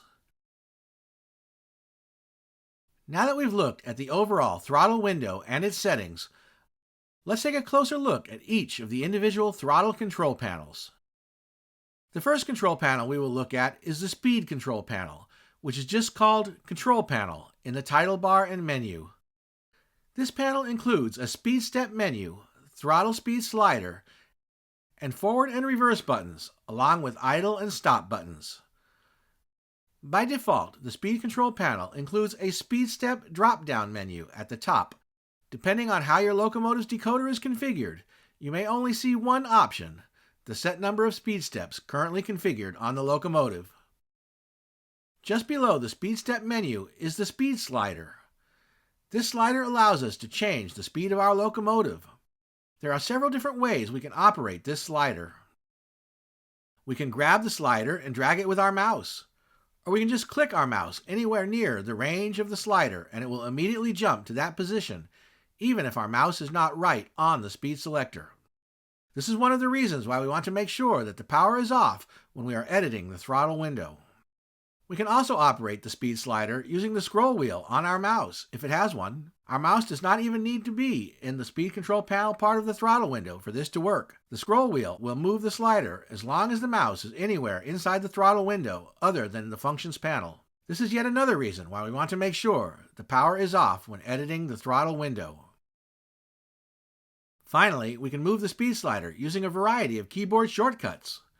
By default, the plus and minus keys on the numeric keypad and the left and right arrow keys will increase or decrease the throttle speed by one step. Holding down the control key with the left and right arrow keys, or using the page up or page down keys, will move the speed slider in larger increments. Below the speed slider are the forward and reverse buttons. These will change the locomotive's direction. The up and down arrow keys on the keyboard are also available as keyboard shortcuts for this. Finally, at the bottom of the speed control panel are the idle and emergency stop buttons. The idle button will set the locomotive speed to 0, but depending on how our locomotive's DCC decoder is configured, the locomotive might not immediately stop, and instead might coast to a stop. Note that when we use the idle button, the locomotive's direction does not change. The emergency stop button will command our locomotive to stop immediately, regardless of what speed it was going. Note that when we use the E-stop button in JMRI, the locomotive will reset to the forward direction, regardless of what direction it was previously moving in. There are several keyboard shortcuts for both the idle and stop buttons. By default, both the spacebar and the asterisk key on the numeric keypad will move the speed slider to idle. Meanwhile, the escape key and the / key on the numeric keypad will issue the emergency stop command. These are all the default settings for the speed control panel. However, there are several options and settings we can change, scattered in a few different places. Firstly, the speed control panel has a set of properties we can access by right-clicking in the panel window and selecting Properties from the one-line pop-up menu. Note that just as when we perform a normal left-click in the speed control panel, when we right-click in the panel, the speed slider jumps to where our mouse is.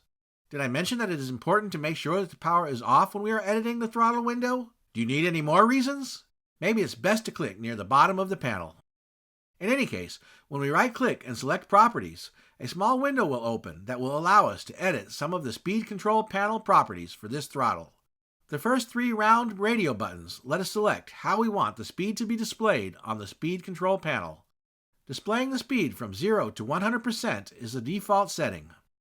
Displaying speed steps will instead show a text box with the current speed step.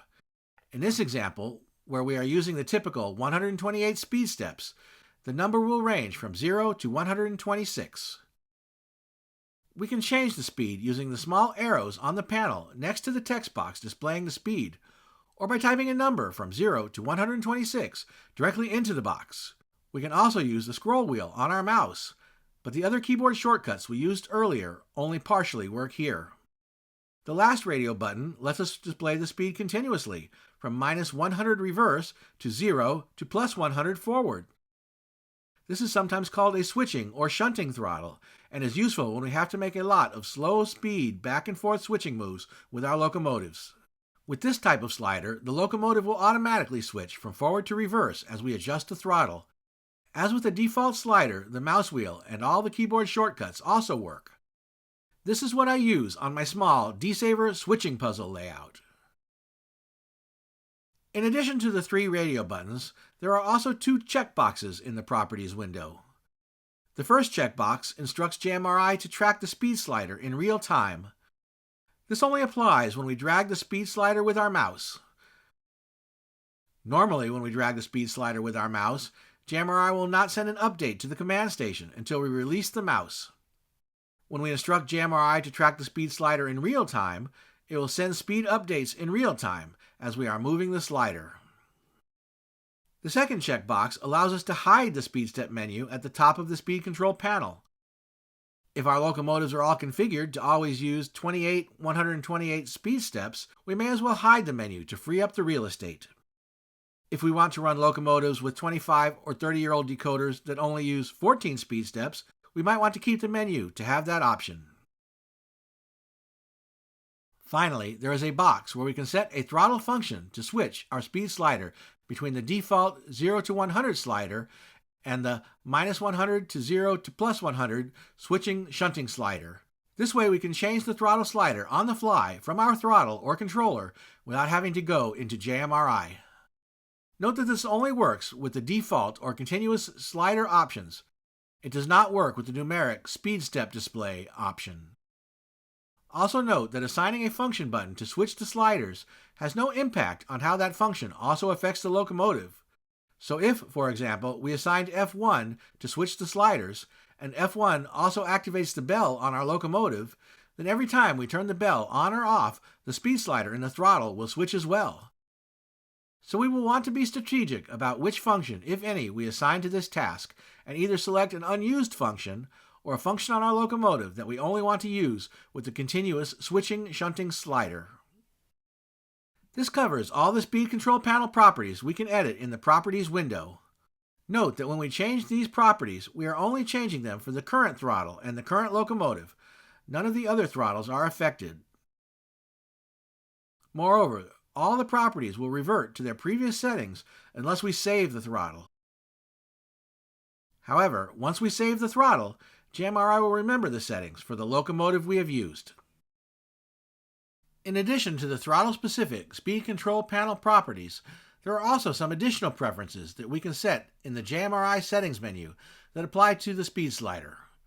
However, these properties apply to all throttles universally. We can't pick which throttles are affected. We can access the JMRI throttle settings a couple of different ways. When we have a throttle open, we can select Throttle Preferences from the Edit menu. We can also click the Throttle Preferences button in the Small Throttles list window. Finally, we can access the settings from other parts of JMRI by selecting Settings in the DecoderPro menu or using its keyboard shortcut, Command Comma in this case, and then selecting Throttle from the list of different settings screens. There are two settings here that apply to the speed control panel. The first is Enable Button Icons when available.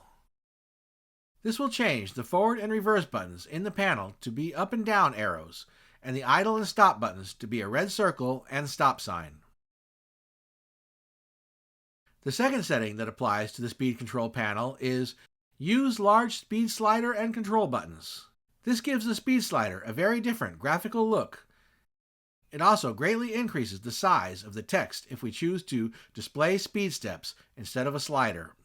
Again, these JMRI preferences settings apply to all our throttles, not just the ones we currently have open. We have now covered most all of the settings and configuration options for the speed control panel. The next panel we will look at is the Functions panel. This panel lists all the decoder functions for the selected locomotive. Note that by default, the text displayed on the function buttons comes from the JMRI default decoder profile, not our locomotive. For example, the throttle for this locomotive indicates that function F4 is a dynamic brake. However, as I explained in my last video, I swapped F4 with F11 so that F4 is now the independent train brake and the dynamic brake is now F11.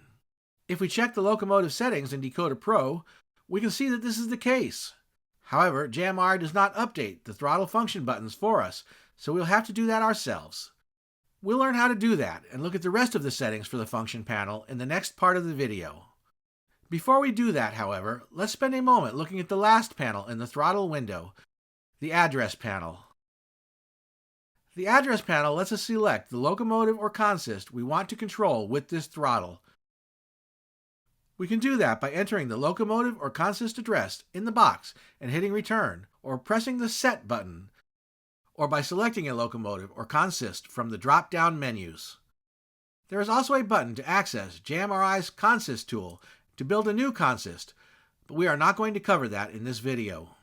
When we are done running a locomotive and no longer want to control it with this throttle, we can press the Release button and the throttle will forget the locomotive settings, although it will still remember some of the throttle properties we set. We can now enter or choose a new locomotive to control with the throttle. Note that if there is a saved throttle already associated with the locomotive we select, that saved throttle will replace the one we have open. If the two throttles are the same, we may not realize that this has happened or notice any difference. But if the saved throttle for the new locomotive is very different from the one we had open, it may not fit properly in the throttle window, and we will need to make some adjustments.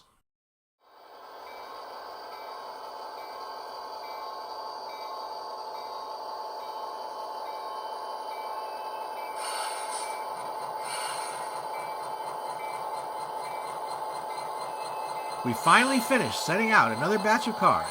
These cuts sure don't seem to be getting any shorter. But then, no one ever said railroading was easy. I'm going to bring a westbounder up to number 1 track there. Stand it clear until... Chapter 3. Customizing Throttle Function Buttons. Now that we've looked at the different control panels in the throttle window, let's examine how to configure the buttons and options in the Functions panel. There are actually two different places where we can configure the Function panel buttons. Firstly, in the Function panel itself, each individual button has a Properties menu that we can access by right-clicking on it and editing the settings. However, unlike with the other throttle settings, JMRI stores most of the Function panel settings in the locomotive roster file, and in fact prioritizes the roster file settings over the throttle settings. Therefore, JMRI recommends that we edit the function button settings in the roster rather than in the throttle, and if we do edit them in the throttle, that we export our changes back to the roster. We'll look at how to do all of this now. To edit the function button settings in the roster, we first go to the DecoderPro Locomotive roster window, select the locomotive which has the throttle that we want to edit, and click the Labels and Media button at the bottom right corner of the window, just below the Program button. This will open up the simplified editing window that we previously used to add a graphic image and icon for our locomotive. At the top of the window, we'll click to select the Function Labels tab. Here we can see the settings for all 29 possible JMRI locomotive function buttons on the throttle in 2 columns, with functions 0 through 14 on the left and 15 to 28 on the right.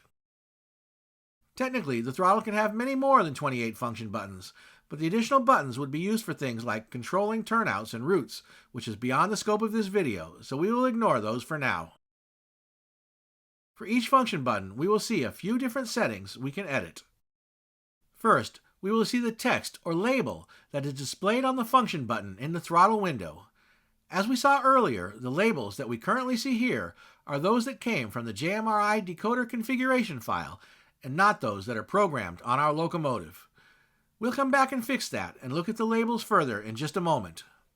Next, there is a checkbox called Lock, where we can indicate whether the button acts like an on-off switch or like a momentary push button. When the checkbox is selected, the button acts like an on-off switch, and when we press the function button, it stays on until we press it again to turn it off. When we unselect the checkbox, the function button acts like a momentary switch and is only on while we are pressing it, and then immediately turns off once we stop pressing it. By default, all the functions are of the locking on-off variety, except for the horn in function F2, which is momentary, so that the horn only sounds while we are pressing the F2 function button. Next are 2 small boxes. These allow us to use a graphic icon for the function button instead of text when we turn on that feature. There are 2 boxes, one for the icon to use when the function is off, and another for when the function is on. We add these icons to the boxes in the same way that we added a graphic image and icon to the locomotive roster media screen, by dragging and dropping a suitable graphic image into the box. JMRI includes a few sample graphics that we can use to try out. If we right-click on one of the boxes, JMRI will offer to open a shortcut to open the folder on our computer where these samples are stored. We can search through the samples, find a matching pair that we want to try for a particular function, and drag them one at a time into the off and on boxes for that function. Finally, the last item we can select is which function, if any, switches our throttle speed slider from the default 0 to 100 setting to the continuous -100 to 0 to +100 switching shunting slider as we saw earlier in the video. Note that we can only select one function at a time to serve this purpose, and once we assign a function for this here on the Function Labels tab, we can't unassign the function so that there is none. Now let's look again at the text labels for the function buttons. We can edit these to say just about anything we want, although there is a practical limit to how long the label can be before the text gets cut off. At the other extreme, if we don't enter any text, JMRI will just display the function number of the button. We can choose to hide these empty buttons, as we'll see later. For myself, I like to see both the function number and what the function does displayed on the button, so I typically add the function number to the beginning of each function button's label. Of course, we also want to fix the labels so that they are labeled for the correct functions. For example, on this locomotive, F4 is the function that activates the independent train brake, and F11 activates the dynamic brake. We can look at the Function Map tab in the DecoderPro programming window to confirm how the functions are configured on our locomotives. We can also look at the Lights tab to see what lighting features are present. For example, on this locomotive, decoder function outputs FX3 and FX4 are wired to the ditch lights, while FX5 and FX6 are wired to strobe lights. On the Function Map tab, we can see that FX3 and FX4, which we just saw are the ditch lights, are mapped to function F6 on the throttle, while the strobe lights on FX5 and FX6 are mapped to F5 on the throttle. So back on the Labels and Media Function Labels tab, we can enter this information for functions 5 and 6. Looking again at the Function Map Programming tab, We can see that F7 serves as both the dimmer and the cab chatter function, so we can add that to the button label. Going on in this way, we can update all the function button labels to match how the functions are mapped on the decoder. Once we make any changes to the function label settings, we need to save them by clicking the Save to Roster button at the bottom of the window. Now when we open a throttle for that locomotive, we will see that the function buttons reflect the new settings. Unfortunately, the result is more or less unreadable as each button is a different size and there are a different number of buttons on each line, making it hard to find the functions we are looking for.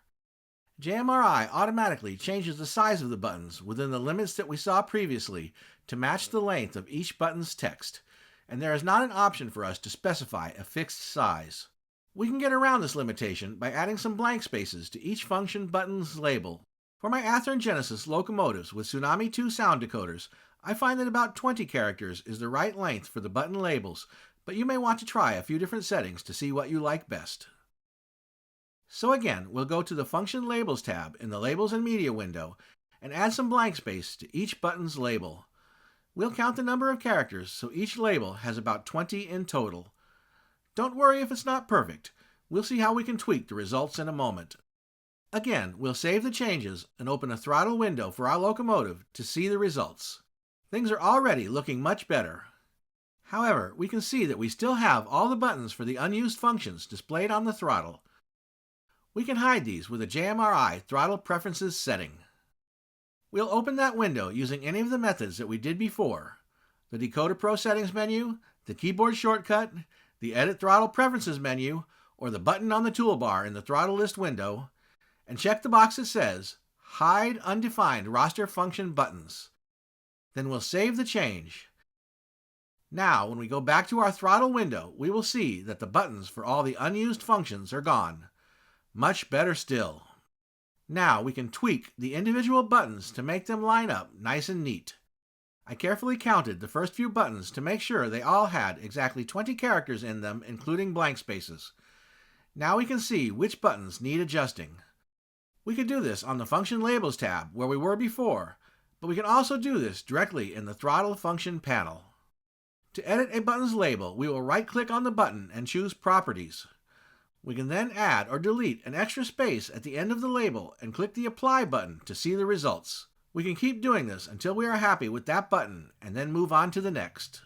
Note that JMRI will center the buttons on each line in the panel window so they won't line up with the ones above until all the buttons on the line are the correct length, but we can generally see which ones are too long and which are too short without much trouble and adjust them accordingly. We can continue in this way until we have all the buttons configured just right. Finally, once we have them all set up just the way we like, we need to save the changes. However, as I mentioned earlier, these function button labels are not stored with the throttle, but rather in the locomotive roster file. Fortunately, JMRI offers a way for us to export the changes we just made in the throttle to the roster file. We do this by selecting Export Current Throttle Customization to the Roster from the Edit menu. JMRI will ask for our confirmation and then write the changes to the locomotive's roster configuration file. Now if we go back to the Function Labels tab in the Labels and Media window and look or count very carefully, we will see that all the adjustments and tweaks we just made have been copied over to the roster. And now when we open a new throttle for our locomotive, all the function buttons will line up nice and neat. Let's look at a couple more tricks we can try using the button labels properties in the throttle window. Some of these tricks are a limited utility, so maybe we should just call them party tricks. In any case, if we right-click on one of our function buttons and select Properties, we will see that one of the properties we can edit is the font size of the text label in the button. This allows us to make the size of the text displayed on this button in the throttle larger or smaller. We can do this for as many of the buttons as we like, but we have to do them one at a time. Again, there are some practical limits to this because JMRI will not increase the height of the button to accommodate the larger text or change the gaps between the buttons to improve readability. We might also need to edit the button text to fit in the button, or if we want the buttons to be the same size as the other buttons. Once we make the changes to the font size and edit the text as needed, we again choose Export Current Throttle Customization to the Roster in the Edit menu. Although the font size setting is not visible in the Function Labels tab of the Labels and Media window, the font size setting is stored in the same roster file as the other function button data. Now, when we open the default throttle for our locomotive, the text displayed in the function buttons will be the font size we set. It is important to note, however, that although we can save multiple throttles for any of our locomotives in addition to its default throttle, we can only save one throttle customization per locomotive to its roster file.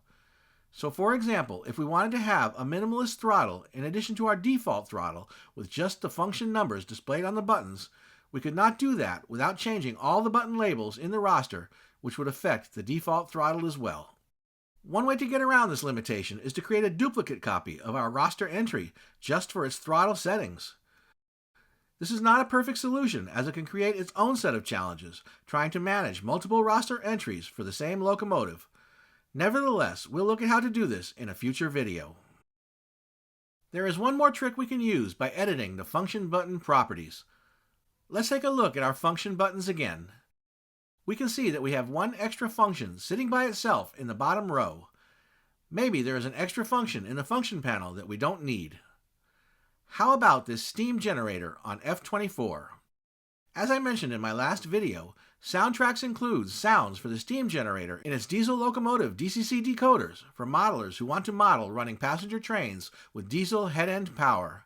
However, this model is a GP40-2, and only 3 of the GP40P-2 passenger variants of this locomotive were ever built, and this UP is not one of them. So how about we hide that button? To do this, we'll right-click on the F24 button for the steam generator and select Properties from the menu. Then we uncheck the box that says Visible. When we apply that change, the steam generator function button will be gone. What if we accidentally hid a function button that we didn't intend to? We can get the buttons we have hidden back by selecting the Reset Function Buttons command from the View menu. Unfortunately, we can't save the hidden button setting in either the roster file or the throttle. We can try, but the next time we open the throttle, the hidden button will be back.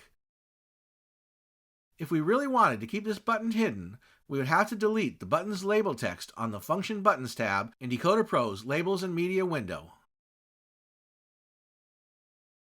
We would just want to remember that the function is still programmed in the locomotive's decoder. That about covers all of the text settings for the function button labels. You can see why we reserved an entire section of the video just for the throttle function buttons. But wait a minute, what about those graphic icons we added to some of the function buttons in the Labels and Media window? How do we use those? To use the graphic icons for the function buttons instead of the text labels, we activate the Enable Button Icons When Available setting that we saw before in the JMRI Throttle Preferences window. This was the setting that changed the appearance of the buttons in the speed control panel, and it also changes the function buttons to icons in the function panel for any functions for which we have assigned icons. It's worth noting that each function can either be a text button or a graphic icon, but not both. However, if we wanted, we could have an entire throttle function panel of just icons. It is also important to know that the graphic icon buttons will always be square in shape, regardless of the dimensions of the images we use. However, we can change the size of the icons for any function by selecting Properties when we right-click on the function button or icon, and then editing the image size in the box for that setting. Again, we can save this by exporting current throttle customization to the roster. Now I think we are finally done with the throttle function panel.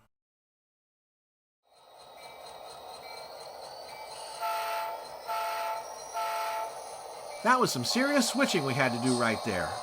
Fortunately, this next cut of cars looks a little bit shorter.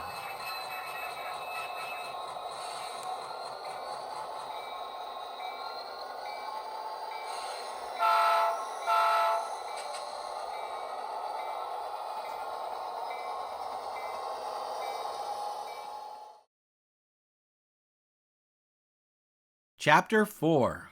Using Keyboard Shortcuts. Now that we've explored all the parts of the throttle window and what they do, let's look at how we can control the throttle using keyboard shortcuts. This will increase the power and flexibility of the throttles considerably because, as we'll see later, we don't have to restrict ourselves to the keyboard to use them.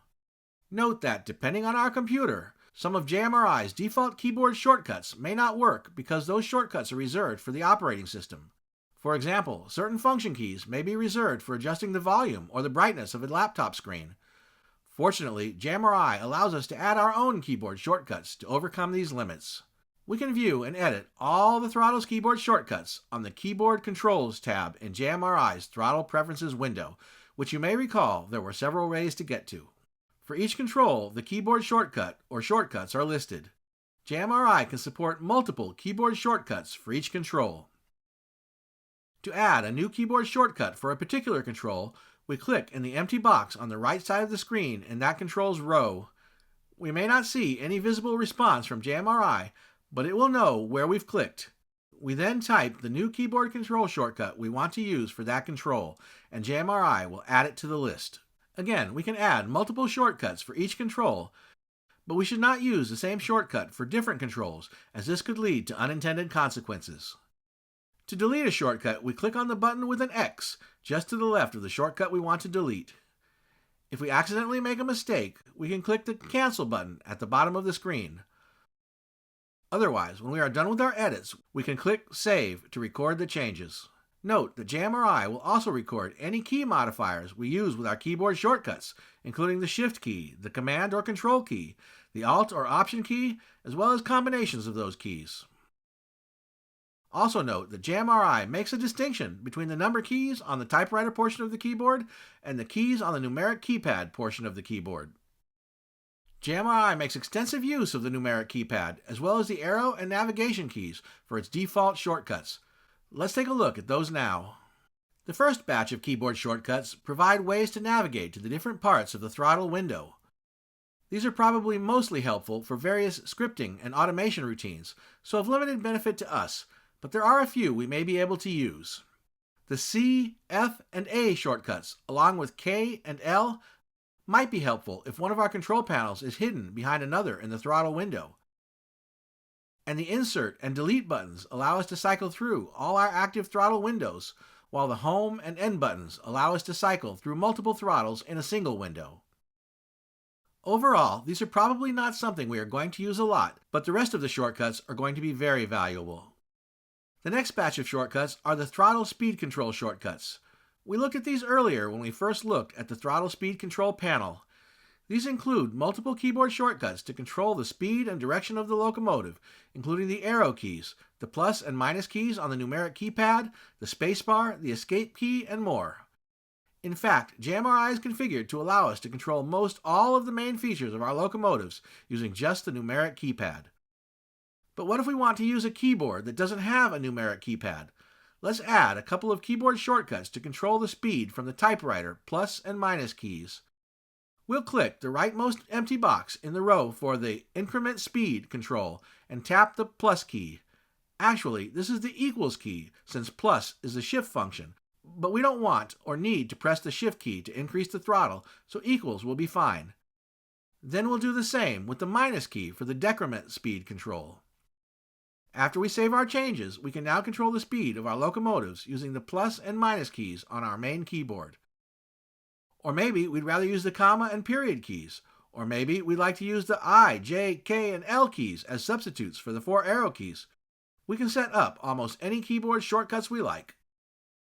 And remember, while not technically a keyboard shortcut, if we have a mouse or other pointer or controller with a mouse-type scroll wheel, we can use that scroll wheel to control the throttle speed slider. Finally, let's look at the keyboard shortcuts for the function keys. By default, JMRI lets us control our locomotive's functions using either our keyboard's function keys, the number keys on the numeric keypad, or both. So for example, the F1 key on the keyboard will activate the F1 function on the locomotive. The F2 key will activate the F2 function, and so on. Once we have run out of function keys, we use the Shift key to add 10. So pressing Shift F1 will activate the F11 function on the locomotive, and Shift F2 will activate the F12 function. When we run out of those, we'll replace the Shift key with the Control key to add 20. So pressing Control F1 will activate the F21 function on the locomotive, and Control F2 will activate the F22 function, right up to Control F8 for the F28 function on the locomotive. But even more useful than those, JMRI also allows us to operate our locomotive functions using the number keys on the numeric keypad. So the 0 key on the keypad will control the F0 function for the headlight. The 1 key on the keypad will control the F1 function, the 2 key the F2 function, and so on. And as before, we can use the Shift key to add 10, and the Control key to add 20, right up to F28. Again, we can edit and add more of these keyboard shortcuts however we want. Moreover, we can use these keyboard shortcuts even when the throttle control panel they are set up for is not visible. For example, we could use all the function key shortcuts we just looked at even if we hid the function panel in the throttle window. Together, the keyboard shortcuts allow us to operate almost all of our locomotive's controls from a simple numeric keypad. We'll look at how to exploit that ability using some different types of controllers in the next video. Well, we've sorted through another cut of cars, and it looks like there's just one more to go.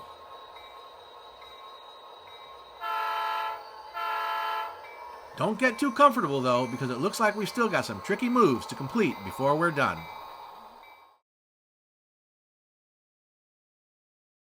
Chapter 5. Using Throttle Window Layouts. Now that we've had a chance to look at all the parts of the JMRI throttle window and learned how to configure the throttle and use keyboard shortcuts, let's take a moment to understand how JMRI stores the throttle information, as well as how JMRI places our throttles on the screen. We'll also learn how we can save an arrangement of one or more throttles as a throttle layout so that we can control multiple locomotives on our layout, each with its own throttle. As we discussed in the first part of this video, JMRI keeps track of each open throttle window and remembers the sizes of the windows in its global user interface settings. Further, JMRI saves these settings based on the order the windows were opened, not based on what locomotive's throttle is in each window. So, if we have two or more open throttle windows on our screen, which locomotive appears in which throttle would depend on what order we select the locomotives and open their throttles. This also becomes a consideration if we want to have throttles of different sizes. We can have a throttle of one size in window number 1 and another size in window number 2, and so on, but we can't have throttles of two different sizes in one window. If we know that we want to have multiple options for the sizes and locations of our throttle windows, we should open and configure all of these at one time so that JMRI stores each different window's size and position. Then, when we want to choose a specific one, we just open multiple throttles until we get to the one we want, then close the others. The key takeaway is that JMRI remembers each throttle window as we open it and associates the size and position of the throttle along with any changes we make with that assigned number. JMRI keeps track of these numbers until we close the throttle windows. If we close all the throttle windows, then JMRI will start over at number 1. So if we make a change to the third throttle window we open and then close all the throttle windows, we will not see our change until we open 3 throttle windows again. If we only close some of the throttle windows, JMRI will start at the lowest number closed window. So for example, if we have 3 throttles open and close windows number 2 and 3, the next one we open will be number 2 again. Note that JMRI would get confused if we only closed window number 2 in this example, because the next window it opened would be window number 2 again, which is fine, but then it would open another window number 3 again after that, and we would have 2 window number 3s. I encourage you to experiment with different scenarios such as the ones I have demonstrated here so that you become comfortable and familiar with the way JMRI displays throttle windows. Having 1 or 2 throttle windows open to control a couple of locomotives is fine if that's all we want to run. But what if we have a layout with many locomotives on it and want to be able to control 6 or 8 or more at any given time, each with its own throttle? JMRI throttle layouts can handle that. JMRI allows us to save any collection of 1 or more throttles as a throttle layout. The throttle layout saves all the sizes and locations of the throttles included in the layout, as well as the throttle control panel arrangements and settings inside each throttle. To save a throttle layout, we first open 1 or more throttle windows and arrange and size them how we like. We then choose the Save Throttles Layout command from the File menu and give the layout a name. We should include the word layout in the name when we save throttle layouts to distinguish them from actual throttles. By default, the layouts are stored in the throttle folder, but we could create a layouts subfolder if we wanted. If a locomotive is assigned in the address panel when we save a throttle layout, that locomotive will be included when we save the layout as well. Note that by default, when we save a layout that includes throttles with locomotives assigned, JMRI will also update the default throttles for those locomotives, which could be fine, but also may not be what we want.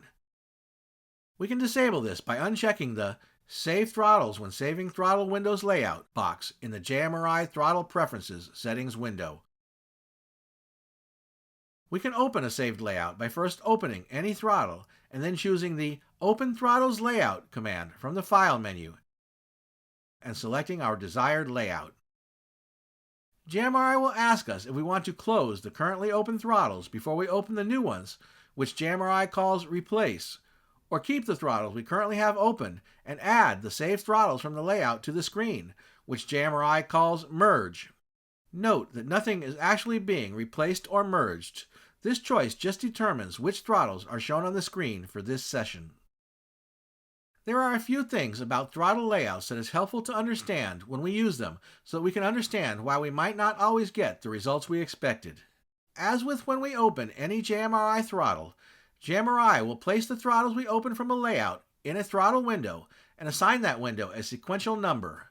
If we replace the existing open throttles on the screen with our layout throttles, the new layout throttles will be in windows starting from number 1, number 2, number 3, etc. On the other hand, if we merge the layout throttles onto the screen with our existing throttles, they will be numbered starting after the open throttles. So if we have two throttles already open in windows number 1 and number 2 and merge two more from a saved layout, the two new throttles will be in windows number 3 and number 4. However, if the saved layout throttles were originally in throttle windows number 1 and number 2 when we saved them, they will open on the screen where those windows were previously located, instead of where we would expect windows number 3 and number 4 to be. In other words, merging the throttle layout in this example with the throttles on our screen will move windows number 3 and number 4 to the locations of windows number 1 and number 2, and likely overlapping the throttles already on the screen in windows number 1 and number 2. As we have previously discussed, JMRI stores throttle window sizes and locations in its user interface settings, not throttle settings. However, opening a throttle layout and merging new throttles onto the screen can change the settings saved in the user interface file, and our throttle windows may not open where we expect them to next time. It's just something that we should be aware of. Also, while the version of JMRI used in this video is opening the layout throttle windows using the window locations from the saved layouts file, it is using the window sizes from the user interface settings rather than the sizes saved in the layouts file. It's not clear why this is happening. This can also cause some unexpected results when merging throttle layouts with existing throttles open on the screen. Nevertheless, JMRI throttle layouts are a powerful tool and provide a quick and easy way to set up multiple throttles to control all the locomotives on a busy model railroad. Well, we've sorted our last cut of cars. The yardmaster is long gone, so let's highball it out of here before anyone finds something else for us to do.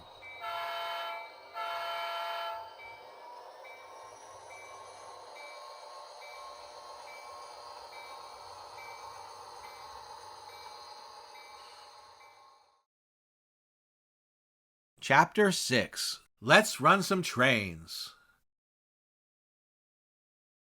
Well, that was quite a day. We didn't go very far, but we sure covered a lot of miles. And we didn't even touch on everything there is to know about JMRI throttles. But now that we've seen some of the different ways that we can customize JMRI throttles to suit our needs, hopefully you have a better understanding and appreciation for how we can use them to control the locomotives on our layout, whether we have just a few or an entire fleet.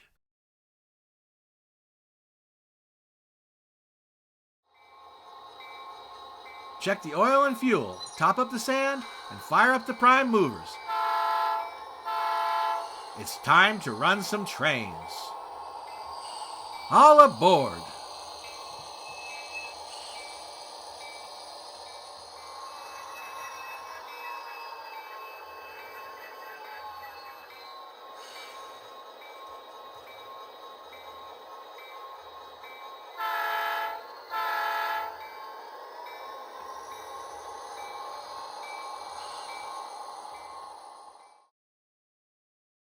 Part 4. Using WiThrottle and Engine Driver with JMRI and DCC-EX. Now that we've learned how to use JMRI's DecoderPro app to program our locomotives and add them to our locomotive roster, and learned how to customize JMRI throttles and functions, let's see how we can take advantage of what we've done by using the WiThrottle and Engine Driver apps with JMRI and DCC-EX. We'll also look at how to export our roster settings from JMRI to DCC-EX and access them from there as well using the WiThrottle and Engine Driver apps. Here are all the Railfan hotspots we'll be streaming today.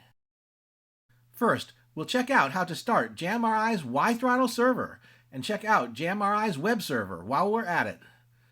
Next, we'll tune in our WiThrottle and Engine Driver apps to JMRI, similar to how we connected them to DCC-EX.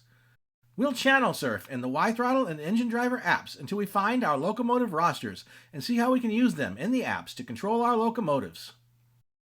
Finally, we'll rewind the video and see how to export our locomotive rosters to DCC-EX so we can use them even when we're not running JMRI. And of course, we'll run some trains. I'm betting this break won't last long, but this is a short episode, and we can fast forward through the commercial advertisements, so we should be able to finish the whole show before someone comes looking for us to get back to work. Using WiThrottle and Engine Driver with JMRI and DCC-EX. Step 1. Start JMRI's WiThrottle and web servers. Now that we've used JMRI's DecoderPro app to add some locomotives to our roster and configured all our locomotives function buttons for JMRI throttles, let's use the WiThrottle and Engine Driver apps with JMRI to run some trains. While we're at it, we'll look at how to export our JMRI locomotive roster to DCC-EX. Our discussion today will build on the work we did setting up JMRI throttles in my last video, number 5C, as well as our first experience using the WiThrottle and Engine Driver apps with DCC-EX in video number 4C, adding Wi-Fi to DCC-EX, and video 4D, configuring DCC-EX Wi-Fi. If you haven't already seen those videos, be sure to check them out. I'll include links to the relevant chapters in each video in this video's description. JMRI, like DCC-EX, includes a built-in WiThrottle server we can use to control our trains and layouts. This server supports the WiThrottle protocol, which was created by Brett Hoffman, who created the WiThrottle app for iPhone and iPad. The WiThrottle app is available from Beth Hoffman on the iOS App Store. The WiThrottle protocol is also used by other Wi-Fi throttles, including the Engine Driver app for Android devices, as well as some physical throttles, such as the train control systems TCS, UWT 50 and 100. I'll include links for both the WiThrottle and Engine Driver apps in this video's description. In order to use JMRI's WiThrottle server, we must first activate it. To do this, we launch JMRI's DecoderPro app and make sure that the roster window is active. We then select Start WiThrottle Server from the Actions menu. This will open a WiThrottle window pane in JMRI and start the WiThrottle server. In the WiThrottle window, we will see a message that JMRI is listening on our computer along with an IP address. If for some reason JMRI says it is listening on None, then we need to manually start the WiThrottle server by selecting the WiThrottle window and choosing Start Server from the WiThrottle menu. We will then see the server's IP address in the window. There are a couple of other items in the WiThrottle menu we can look at. The first selection in the menu allows us to start or stop the WiThrottle server, as we have already seen. The next item in the menu opens a window that allows us to select which turnouts and routes we can control with our Wi-Fi throttles. We are not going to cover turnouts and routes in this video series. I will come back to those in later videos when we explore the Panel Pro app. The last item in the WiThrottle menu allows us to set some preferences for the WiThrottle server. The only one we are going to look at today is the checkbox that says Start Automatically with Application. If we select this box and save the change, then JMRI will automatically start the WiThrottle server every time we launch DecoderPro, so we can use WiThrottle or Engine Driver as soon as JMRI boots. There is one other thing we can do before we connect our Wi-Fi throttle to JMRI for the first time. If we want to be able to use the Locomotive graphical icons we added to our Locomotive roster in the WiThrottle and Engine Driver apps, we need to start JMRI's web server. To do this, we make sure the roster window is active and select Start Web Server from the Actions menu. As I mentioned in a prior video, JMRI allows us to control our locomotives and railroad over the internet from a web page. We won't be going into detail on the JMRI web server in this video, but if you're curious, after we start the web server, we can open our web browser to the default web server address of localhost:12080 and look around. When the JMRI web server is running, WiThrottle and Engine Driver will import our locomotive icons into their internal rosters so we can use them in the apps. Moreover, in some instances, the apps will remember the locomotive graphic icons for future use, even when the web server is not running, or when we connect to DCC-EX directly instead of JMRI. As with the WiThrottle server, there is a setting in JMRI Preferences on the web server page that lets us have the web server start automatically with application if we so choose. Now that we have both the JMRI WiThrottle server and web server running, we are ready to connect our Wi-Fi throttles to JMRI. Step 2. Connect WiThrottle to JMRI and our locomotive roster. Now that both JMRI servers are running, we can connect the WiThrottle and Engine Driver apps to JMRI and control our trains.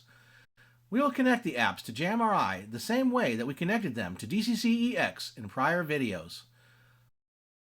For the WiThrottle app, we select the Settings option from the bottom of the screen, then select Server Configuration from the menu on the left. Then at the top of the screen, we will select whatever server or message is listed in blue letters under the Current Server heading. If we have previously used WiThrottle with DCC-EX, the server will likely be DCC-EX. We will now see a list of available WiThrottle servers. If the JMRI WiThrottle server is running, we should see a list of servers called My JMRI Railroad. Or, if you have given your railroad a different name in JMRI's preferences, then you will see servers with the name of your railroad. The WiThrottle app will refresh every few seconds, and when it does, it will add another entry to the list of JMRI servers, adding a number after it, so soon we will have a screen full of them, all with different numbers. It doesn't matter which one we choose, they are all the same.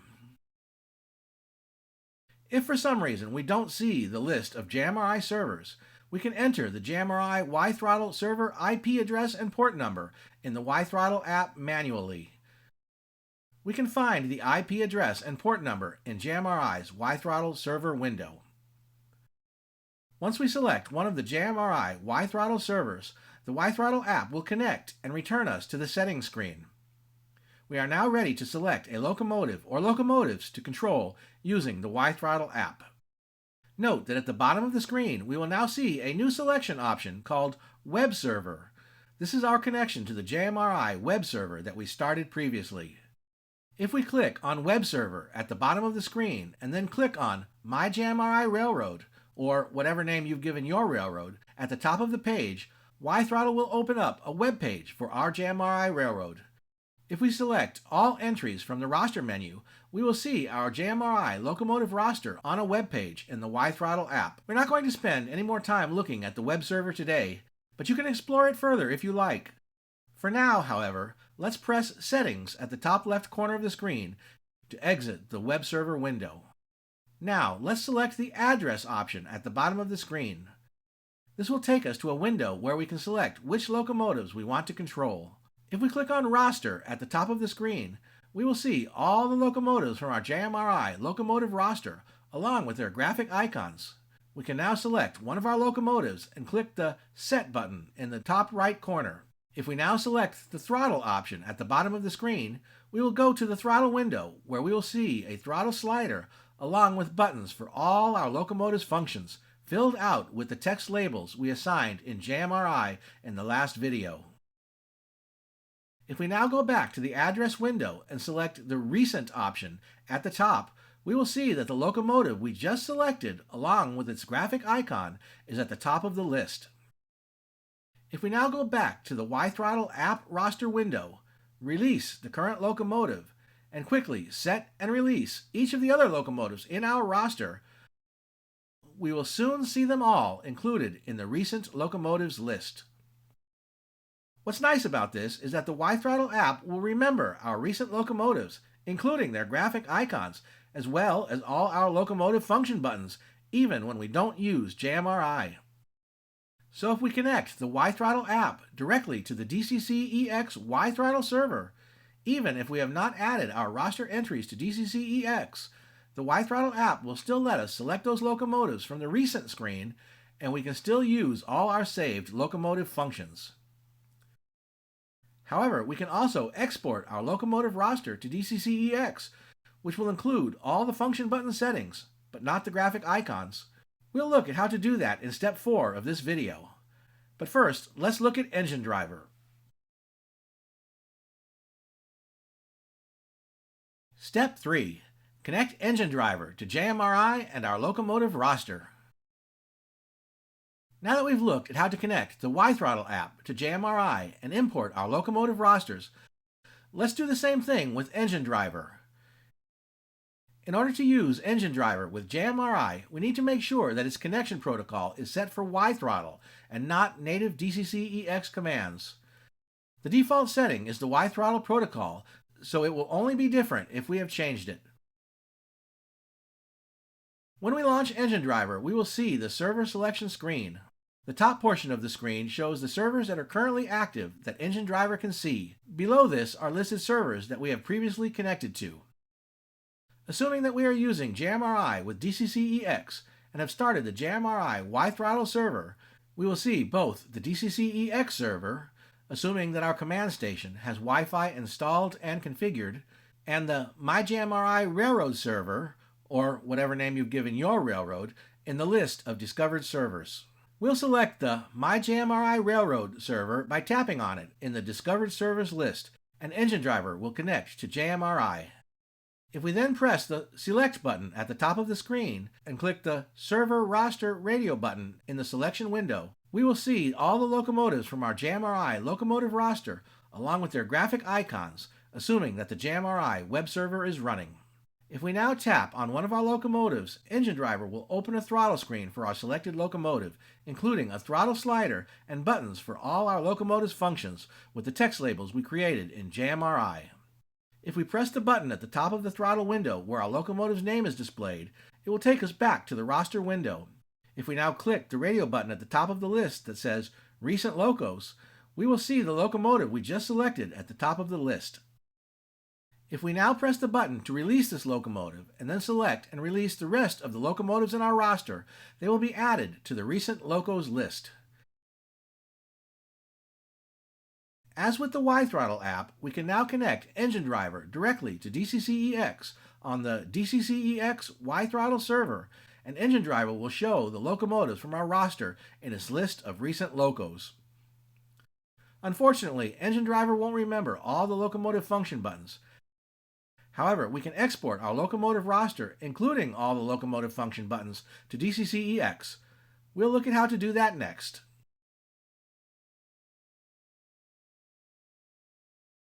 Step 4. Export locomotive rosters to DCC-EX. Now that we've seen how to use the WiThrottle and Engine Driver apps to access our locomotive rosters from JMRI, let's see how we can copy those rosters to DCC-EX. We'll make sure that the DecoderPro locomotive roster window is active in JMRI and select Roster Export to DCC-EX from the DCC-EX menu. Note that the exact name of this menu, DCC-EX USB in this case, will depend on the name we gave our connection to DCC-EX in a prior video. So the name of the menu on your computer might be different from what is shown here. This will open up a window with a text list of all the locomotives in our roster, along with their assigned functions. We will need to copy this text and paste it into the myautomation.h tab in the EX command station sketch in the Arduino IDE. So let's select all the text in the window by using the keyboard shortcut Command or Control A, and then copy the text by using the keyboard shortcut Command or Control C. Now let's open our EX command station sketch in the Arduino IDE and use the three dots menu at the right hand side of the tab bar to select the myautomation.h tab. Remember, the Arduino IDE sorts capital letters before lowercase letters, so this tab will be listed near the bottom of the menu. We then need to scroll to the bottom of the code in the myautomation.h tab and paste the lines of text we copied from JMRI by selecting Paste from the Edit menu or using the appropriate keyboard shortcut. If we haven't previously created a myautomation.h tab, we can do that now in the three dots menu by choosing New Tab from the top of the list. We need to make sure we name this new tab to be exactly myautomation.h, all in lowercase letters except for the first A in automation. If we are creating a myautomation.h tab for the first time, we also need to type in 2 lines of code before we paste the text we copied. The first line will say Auto Start, all in capital letters, and the next line will say Done, also in capital letters. We can now paste the lines of text we copied from JMRI. Once we have pasted the text into the myautomation.h tab, we can upload the sketch to the command station by clicking the Upload button in the upper left corner of the IDE window. Remember, this is the button with the right pointing arrow. After the code finishes uploading, we can quit the IDE. Now we can connect directly to DCC-EX in the WiThrottle and Engine Driver apps, and when we select the roster button in the Locomotive selection screen, we will see that all the locomotives we copied from our JMRI roster are now in the DCC-EX roster. If we then select one of the locomotives to run, we will see all the locomotive function buttons and text labels we added in JMRI are now also available in DCC-EX.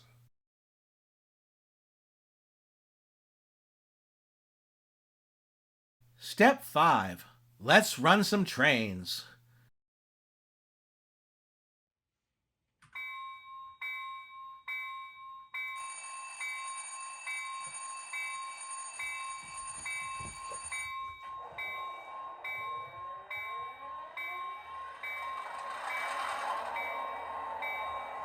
Well, that was a short break, but we had some good laughs.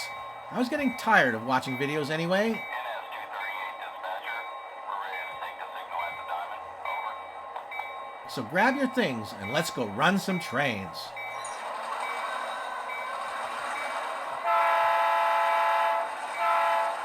All aboard!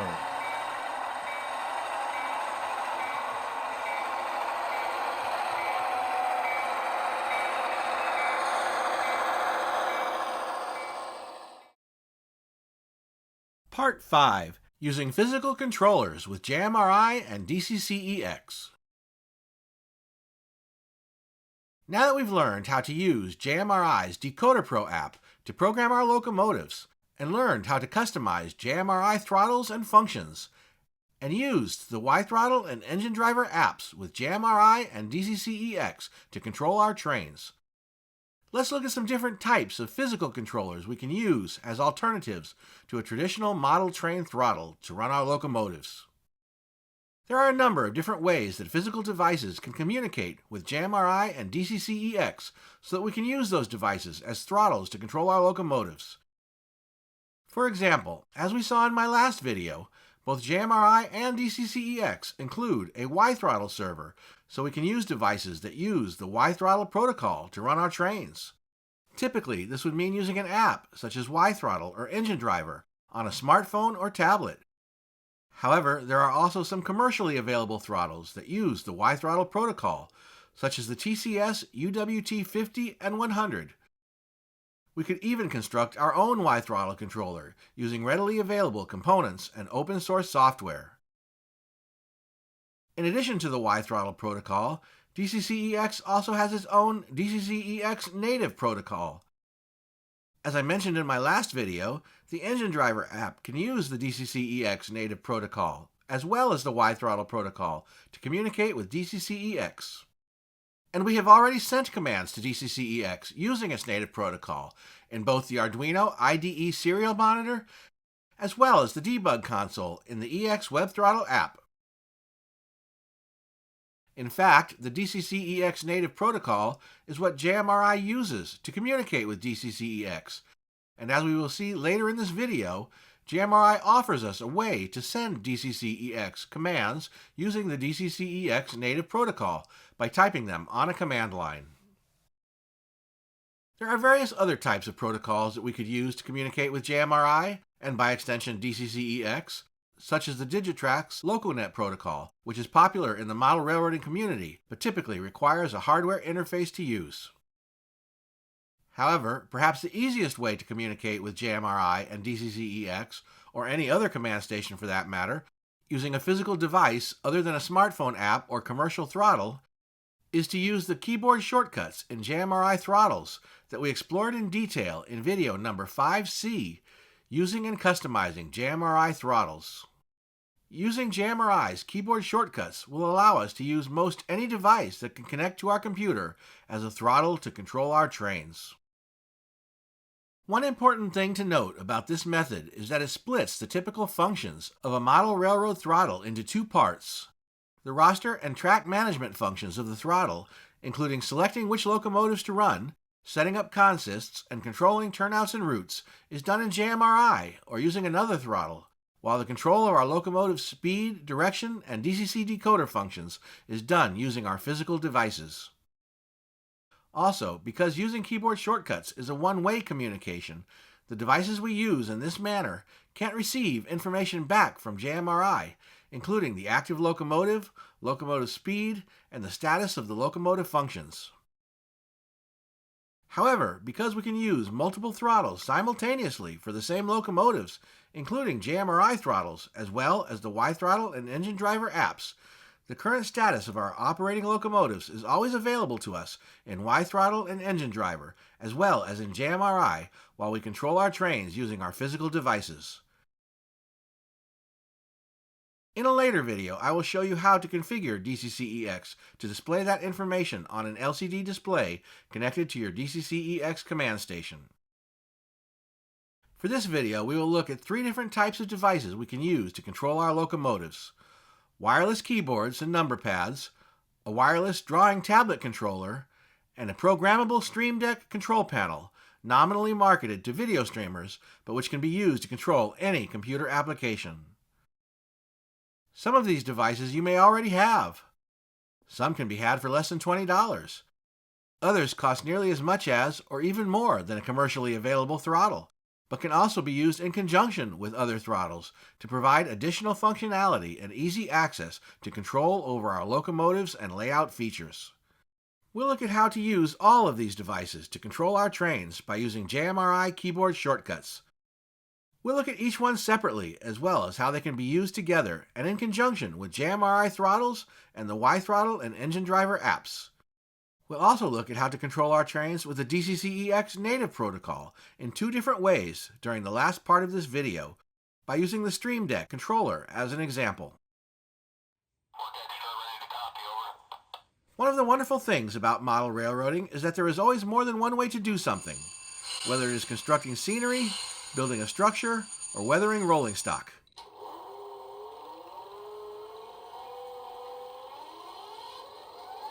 Today we will look at some different ways of controlling our trains using physical devices with JMRI and DCC-EX.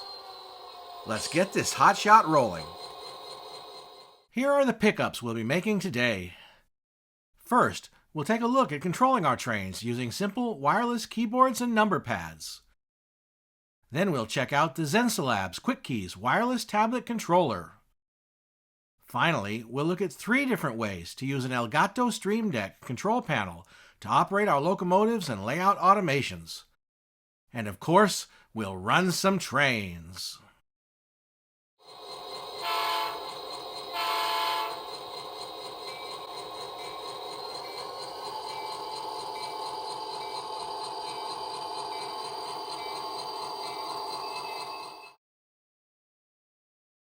Using physical controllers with JMRI and DCC-EX. Chapter 1. Wireless keyboards and number pads. The first type of device we will look at today is a wireless number pad. A wireless number pad is like a small wireless keyboard without the typewriter keys. While we can certainly use a full wireless keyboard to control our trains, and may choose to do so if we already have one available, they are less portable and harder to handle than a simple number pad. And thanks to JMRI's keyboard shortcuts, we don't need anything more than a number pad to control most of the features of our locomotives. Wireless number pads come in a variety of sizes. Some have just the basic 10-key portion of the number pad, while others include the navigation and arrow keys, and sometimes a few others.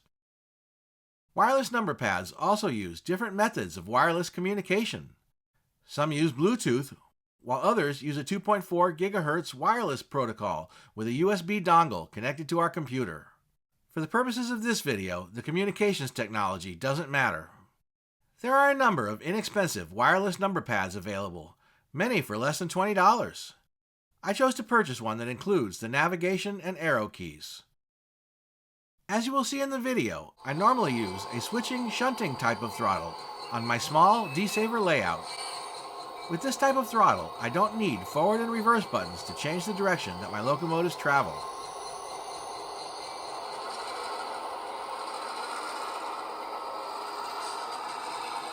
However, when using a standard throttle, and even when using the switching shunting throttle, the arrow keys make it easier to change our locomotive's direction. To use the wireless number pad with JMRI and DCC-EX, or any other command station, we first need to select the locomotive or consist we want to control from our roster and open a JMRI throttle. If we want to be able to control more than one locomotive or consist, we can either open them in separate throttle windows or in separate throttle frames within the same window. We can then program some keyboard shortcuts for one or more keys on our number pad to cycle through the throttles. As I described in my video on using JMRI throttles, we can control our locomotives and many of their functions using just the keys on the numeric keypad. We can control our locomotive speed using the plus and minus keys, as well as the left and right arrow keys, and we can use the up and down arrow keys to change direction.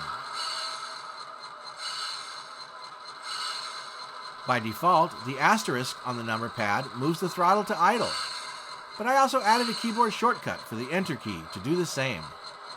Both the / key and the escape key serve as emergency stop buttons. The number keys on the keypad operate locomotive functions from 0 to 9, while the decimal point operates function 10. Unfortunately, some of the keys on this number pad actually perform 2 key presses, which confuses JMRI. So for example, the 00 key just presses the 0 key twice, which cycles the headlight on and off, or off and on, rather than perform some other function. Nevertheless, if we program our most commonly used locomotive functions to be activated from function buttons 1 through 10, we may not need anything more than a wireless number pad to run our trains. And if we do need to control other functions not available from the number pad, we can do that in our JMRI throttle, or in the WiThrottle or Engine Driver apps set to the same locomotive. We can also use JMRI as well as WiThrottle or Engine Driver to keep track of our locomotive's speed and active functions. And as I mentioned previously, we can control multiple locomotives by using our shortcuts to cycle through the different JMRI throttles.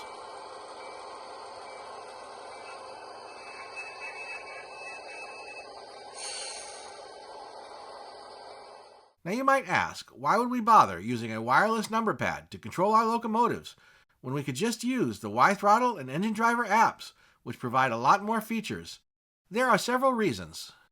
First, we may want to use our phone for other things while running our trains, such as making calls, sending messages, or taking photos.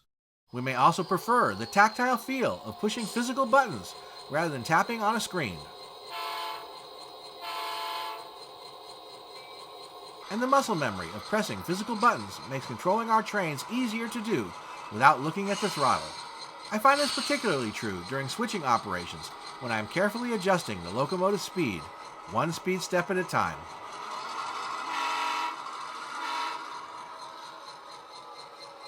Finally, in my case, my phone weighs more than twice as much as the wireless number pad, and I have occasionally dropped it while trying to switch cars, which is not ideal. One drawback of the number pad with the navigation keys is that it is a little too large to use all of the controls with one hand. However, the number pad is so light I can easily shuffle it from hand to hand without fear of dropping it, and can set it down without worry if I need to. And again, we can use the wireless number pad, the JMRI throttle, and our WiThrottle and Engine Driver apps all at the same time. So just having the number pad handy around the layout means we will always have a wireless throttle available if we need one. I would include a link to the number pad that I purchased in this video's description, except that it is no longer available. However, there are many other similar ones available online to choose from.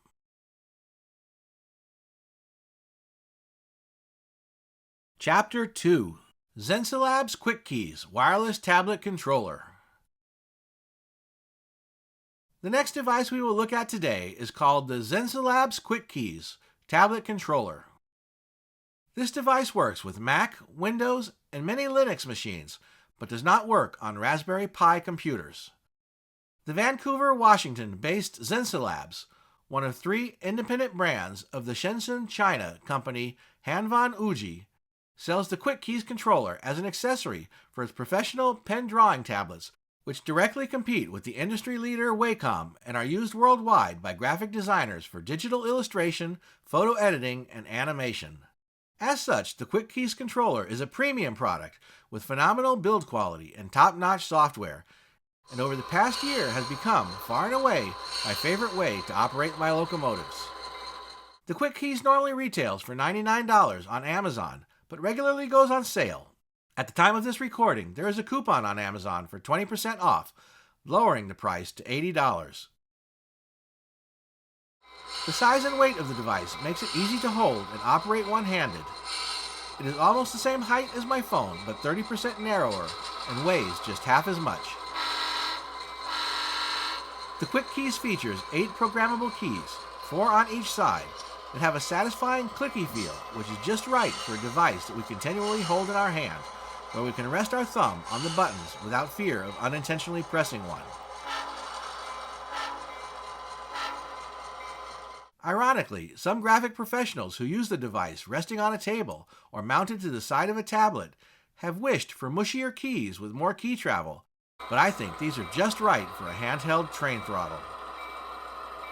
In addition, the 2 middle keys on each side of the controller feature a small indentation or bump that helps us feel the keys as we move our finger across them. As a result, the device is very easy to operate without needing to look at it most of the time. Each of the 8 keys can operate up to 5 separate functions, which means the device can operate up to 40 push-button functions in all, which we can use to control our trains and layout. In the middle of the device, between the keys, is a customizable OLED screen that can display a text label or name next to each key for each of that key's functions. A separate button at the bottom of the controller lets us cycle between up to 5 pages of functions and their corresponding text labels for the 8 function keys. At the top of the controller is a smooth-acting rotary encoder dial with a knurled edge and a dimple in the top surface for our finger. The dial is very stable and does not wobble when we press on it.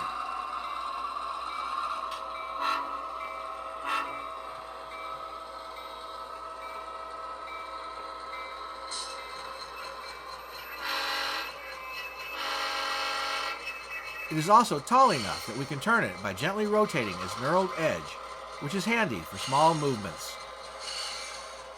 Like the function keys, the dial is programmable and can operate up to 4 pairs of functions for 8 functions total. While it might seem obvious that we would want to use the dial to control the speed of our locomotives, We can also use it for other purposes, such as cycling through the various locomotive throttles we have running, or modifying the sound settings on our locomotive.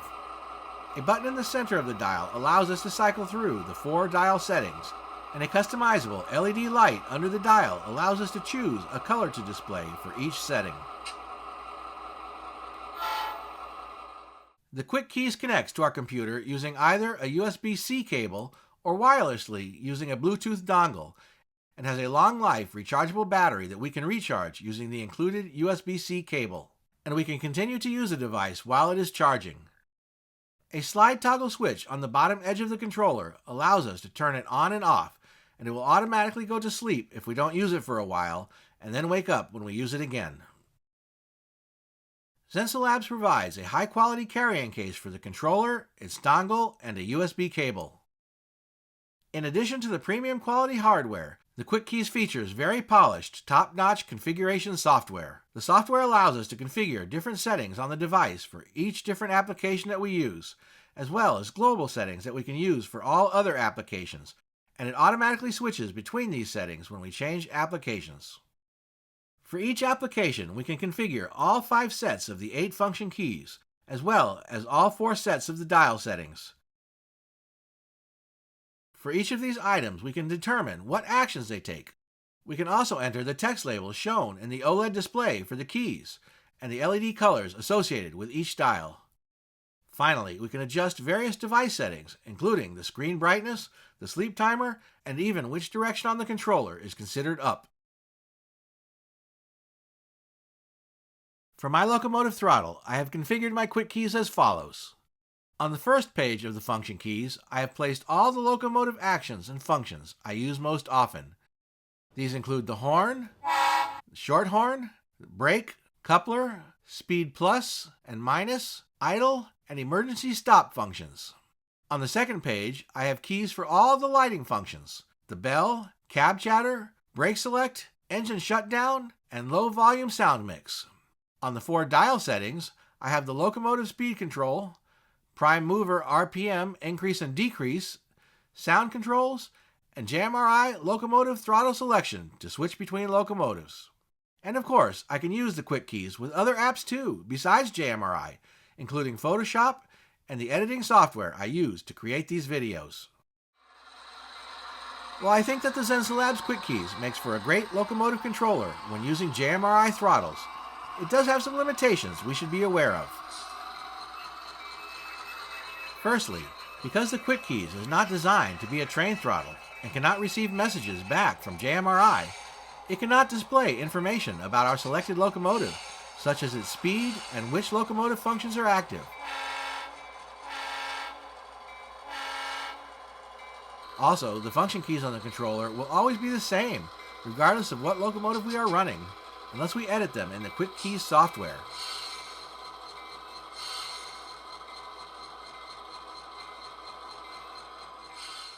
With up to 5 separate pages of settings available at one time, we can set up options for perhaps 2 or 3 different types of locomotives from our roster at the same time, or else revert to the dumb throttle default of naming our function keys F1, F2, F3. And while we can use the Quick Keys to cycle between different locomotive throttles in JMRI so we can control more than one locomotive during an operating session, the function keys on the controller will not automatically change based on which locomotive we select. We will have to select the appropriate function key page manually using the button at the bottom of the controller. Ultimately, the Quick Keys works best when we can standardize our locomotive function settings and be aware that not every locomotive may have every feature shown on the controller. The Quick Keys also uses a custom Bluetooth dongle to connect to our computer wirelessly, so we will need to have that dongle in one of our computer's USB ports to use the device without a cable. And if we want to use the Quick Keys with more than one computer, we will need to transfer the dongle as well as the software settings from one machine to another. The Quick Keys also uses a rotary encoder dial rather than a traditional potentiometer knob.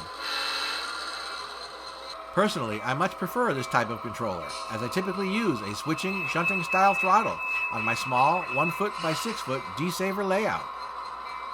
I also run my locomotives with a lot of momentum, and use the idle and brake functions to bring the locomotives to a stop, rather than manually turning the throttle dialed to 0.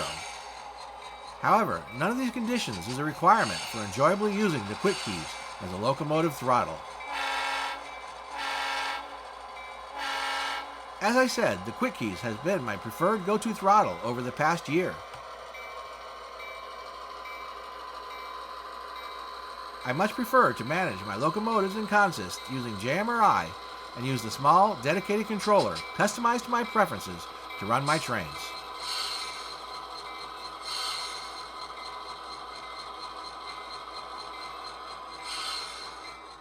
As a side note, during my search for a controller to use with JMRI throttles to operate my locomotives, I looked at several other possibilities. Another device that I tried was the XP Pen Mini Key Dial. XP Pen is another one of the 3 independent brands under Hanvan Uji, and the Mini Key Dial shares some similarities with the Zensalabs Quick Keys. The hardware quality of the Mini Key Dial, while not up to the standards of the Quick Keys, is pretty good, but the wide, shallow dial is a bit wobbly, and the layout of the 10 buttons is somewhat awkward and harder to use as a locomotive throttle. The Mini Key Dial uses the same configuration software as the Quick Keys, but does not offer as many features. And of course, the Mini Key Dial does not have the OLED display or the color LED indicator for the dial. The price of the Mini Key Dial is about half that of the Quick Keys, so it may be of interest to those on a budget. Ultimately, however, I found the Quick Keys to be well worth the extra cost. In addition to the Mini Key Dial, I also looked at a bunch of so-called macro pads. One in particular that I spent some time thinking about is this 15-key pad with 3 dials. A number of variations of these are available from different sellers. This one got a positive review in a YouTube video. However, it still does not have any kind of screen, and the software to program it only runs on Windows. Nevertheless, it is wireless and might make a good trackside accessory for controlling some of our locomotive and layout functions. Which brings us to the third and final device for today.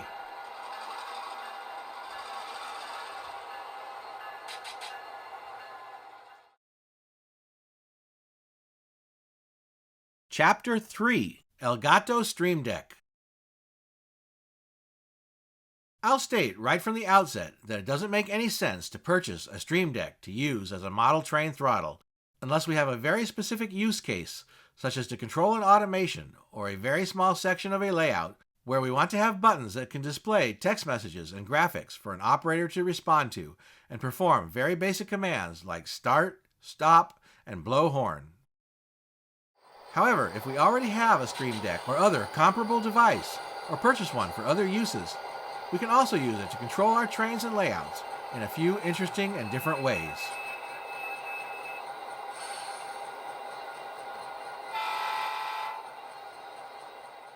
The Elgato Stream Deck is a family of USB button control panels to integrate into our computer's operating system and various applications. Available in a variety of physical sizes, with prices ranging from $60 to $250, Stream Decks feature from 6 to 32 physical buttons, and on the Stream Deck Plus, a touch strip and 4 dials. Each of the buttons is illuminated by an LCD display and can be customized with its own image and text, and can be programmed to perform a myriad number of actions and functions that can change and update as the device is being used. There are also smartphone and tablet app versions of the Stream Deck that mimic the look of the physical devices and work the same way, although the free version is limited to just 6 buttons. The Stream Deck software is very powerful and allows us to create multiple pages of buttons, buttons that perform multiple actions, buttons that switch back and forth between different actions, and much more. Stream Decks are very popular in the video streaming and online gaming communities, and there are numerous plugins available for software applications that are popular in those communities, including video streaming and editing software, social media websites such as YouTube, Discord, and Twitch, lighting and sound controllers, and office productivity software, including business and video conferencing applications such as PowerPoint, Zoom, and Slack. The plugins provide a two-way communications channel between the Stream Deck and the application, allowing information to be sent in both directions. However, we can use the Stream Deck to control any application, including JMRI, regardless of whether there is a plugin, by using keyboard menu commands, shortcuts, and other macros. We'll look at 3 distinct ways of using the Stream Deck with JMRI and DCC-EX. The version of the Stream Deck that we will use today is the Stream Deck Plus with the 4 dials and LCD touch strip. However, any other Stream Deck could perform the same actions using buttons.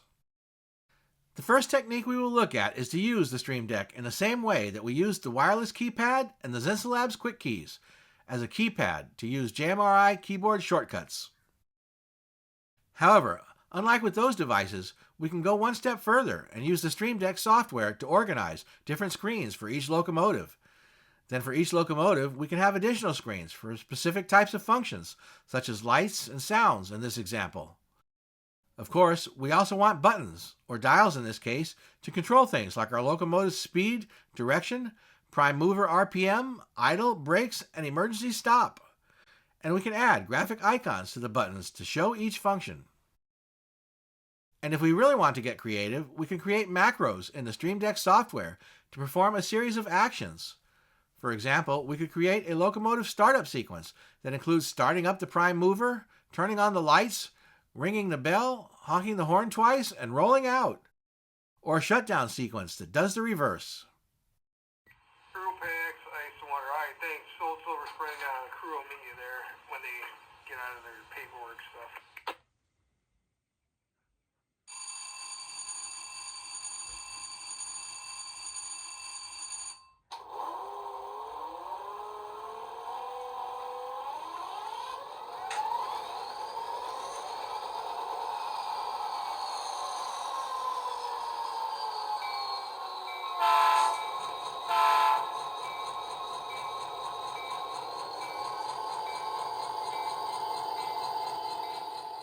Of course, there are limits to what we can do using just JMRI keyboard shortcuts, but we can take it a step further by sending DCC-EX commands in its native language protocol and use the Stream Deck to send those commands to trigger DCC-EX automations, turnouts, routes, and even run our trains.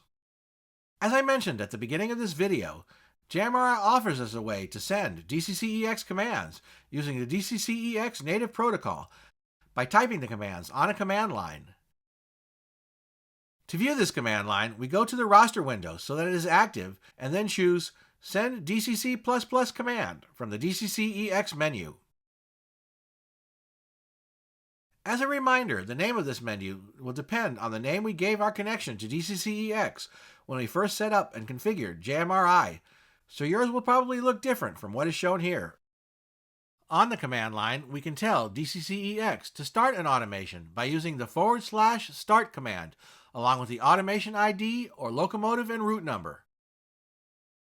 We can have the Stream Deck organize and remember all of these commands so we don't have to. We just need to push a button. But we can also use the DCC-EX command line in JMRI to directly control our trains without using the JMRI throttle or its keyboard shortcuts at all. Instead, each push button can send a command to DCC-EX in its native language protocol to control a train, operate a turnout, or set a route. Due to some limits in the Stream Deck software, in order to use the dials on the Stream Deck Plus for this requires some system macros to perform some text substitution. And teaching DCC-EX to increase or decrease a locomotive speed without specifying the actual speed step requires some edits to the EX command station sketch in the Arduino IDE. But once those are done, we can independently control 4 locomotives at a time on each page and swipe between pages on the Stream Deck to control as many locomotives as we want. And none of this requires any additional hardware other than the Stream Deck or accessing any software that isn't on our computers. And while the Stream Deck device needs to be connected to our computer with a USB cable in order to work, the Stream Deck app on our phone or tablet lets us have some of these controls available in a handheld format. There is one other way we can use a Stream Deck to control DCC-EX using its native command language protocol, and that is with a Stream Deck plugin that includes a module designed specifically for DCC-EX. The plugin is called BitFocus Companion and includes a module that can control a DCC-EX command station. We can read more about this module on the DCC-EX website and on GitHub. Unfortunately, the plug-in module's functions are a bit limited, and it hasn't been updated in 3 years. If anyone with some time on their hands is listening, it would be great to have a proper Stream Deck plugin for both DCC-EX and JMRI, and maybe even a Stream Deck WiThrottle plugin. Just saying. These 3 examples, using a wireless keypad, the Zensa Labs Quick Keys, and the Stream Deck controller, just scratch the surface for how we can control our trains using JMRI and DCC-EX.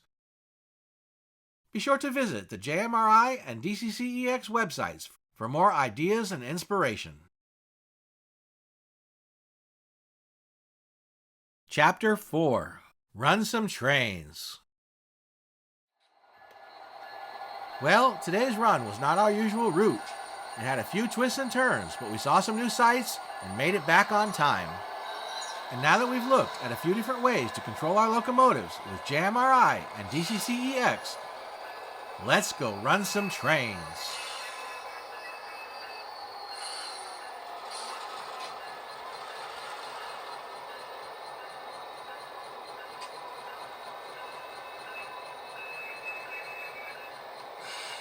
All aboard! Part 6. Managing JMRI Locomotive Rosters. Now that we've learned how to use JMRI's DecoderPro app to program our locomotives, and learned how to customize JMRI throttles and functions, and used the WiThrottle and Engine Driver apps, along with various physical devices with JMRI and DCC-EX to control our trains, let's look at some additional techniques we can use to manage our JMRI locomotive rosters, customize JMRI, and use JMRI with DCC-EX. Here are all the departures on today's schedule. First, we'll look at some advanced techniques for programming our locomotives and working with our locomotive roster entries. Then we'll look at how to use JMRI roster groups. After that, we'll look at some additional ways we can customize JMRI. Finally, we'll look at some of the JMRI features specifically designed for DCC-EX. And of course, we'll run some trains. Our ride is about to leave the station, so hop on board and we'll get this highliner rolling.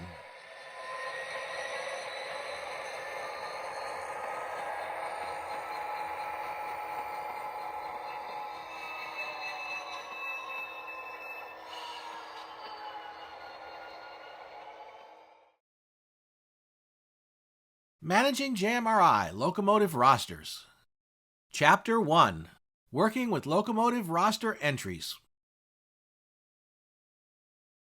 In video number 5B, Install and Configure JMRI, we learned how to program our locomotive decoders and add locomotives to the JMRI locomotive roster.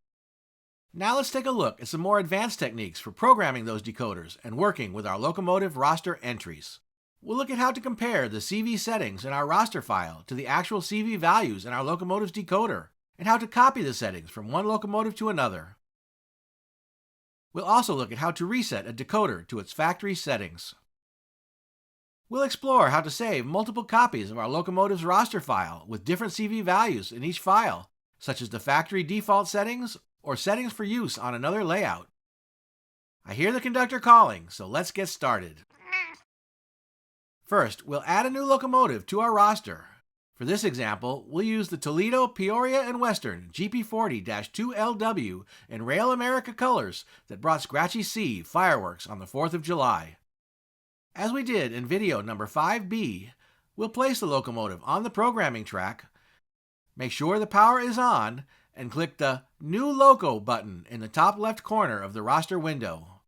Then we'll click the Read Type from Decoder button, and after we are satisfied with JMRI's decoder selection, open the Comprehensive Programmer. We'll type in our locomotive's ID, road name, and number, and any other information we want to add, and then click Save to Roster. After we close the New Loco programming screen, we'll see our new locomotive at the top of the roster window with the default DCC address of 3. Before we go on, let's add a graphic icon and image for our new locomotive to our roster.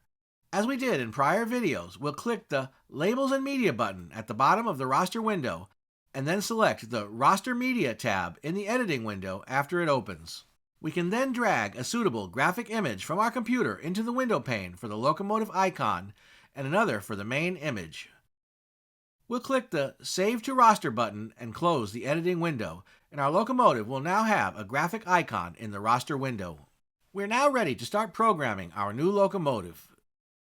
In this example, we will be starting with a locomotive that we have never used before, so we'll take some extra steps to save its initial configuration, reset it to its factory configuration, and then program it with our desired settings. After that, we'll look at how to save optional configuration settings for things like speed matching tables, custom sound settings, different function maps, and more. But first, let's open up the decoder window. Again, we'll place our locomotive on the DCC programming track, select the locomotive from our roster, make sure that the track power is on, select the On Programming Track radio button, and click the Program button in the bottom corner of the roster window. Then we'll click on the Basic tab at the top of the window to see basic decoder settings, such as the locomotive's DCC address and information about the decoder model.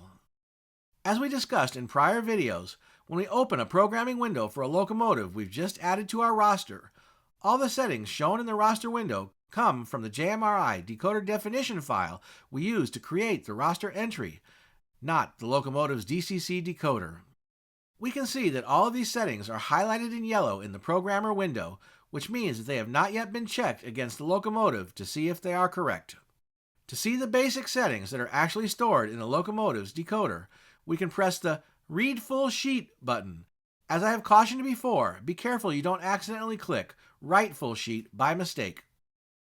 JMRI will load all the CV values from the locomotive's DCC decoder and clear all the yellow highlighting in the programmer window. This tells us that the settings we now see come from the DCC decoder in the locomotive. In this case, we can see that JMRI has obtained the decoder's manufacturer ID and decoder number, which were blank before. Let's see what this looks like on the CVs tab. Here we can see the values for all the decoder configuration variables, or CVs. Notice that in the list of CVs on the left side of the window, most are highlighted yellow and say From File, while a few are not highlighted and say Red. These are the CVs associated with the settings from the Basic tab that we just read from the decoder. We could easily click Read All Sheets to get all the settings from the locomotive's decoder. But what if instead we want to compare the settings on the locomotive to what is in the roster file? We can do this using DecoderPro's Compare function, which is available here on the CVs tab. So we'll click the Compare Full Sheet button at the bottom of the window, and JMRI will start comparing all the CV values shown on our screen with those stored in the locomotive decoder, without actually changing either. This may take a while depending on how many different CVs our decoder has.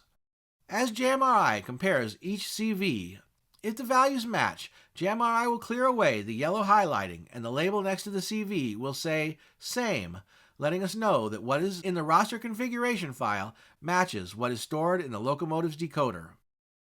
However, if the CVs don't match, the highlighting will turn red and JMRI will show the value from the decoder next to the value in the roster file.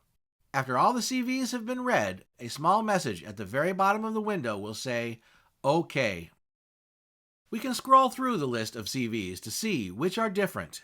In this case, we can see that only a few are different, which gives us some confidence that the decoder definition JMRI used when we created the roster entry was appropriate, and that this locomotive probably has not been programmed before or else has been reset to its factory configuration.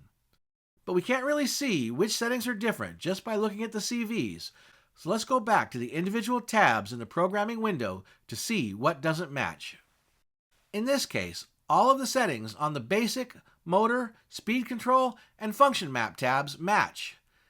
It looks like there is one setting on the Lights tab that does not match, the brightness level of the dimmer setting. Likewise, a couple of the volume settings on the Alternate Sound Levels tab don't match. Finally, a few of the decoder-specific product ID and version numbers are missing from the JMRI roster file, but that is to be expected. Now that we've looked at all the configuration variables to see which match and which don't, Let's go ahead and load all the CVs into our JMRI roster file so that it will match what's on the locomotive.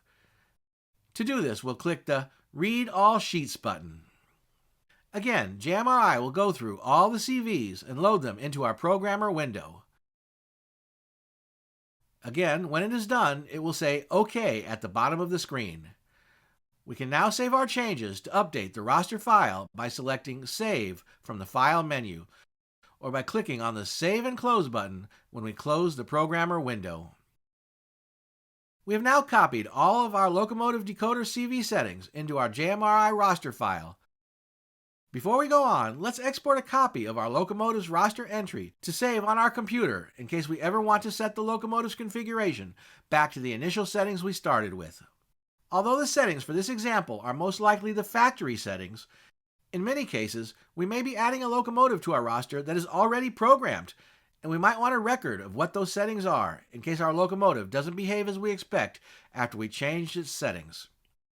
To export the settings, we'll select our locomotive in the roster window and choose Export Roster Entry from the File menu.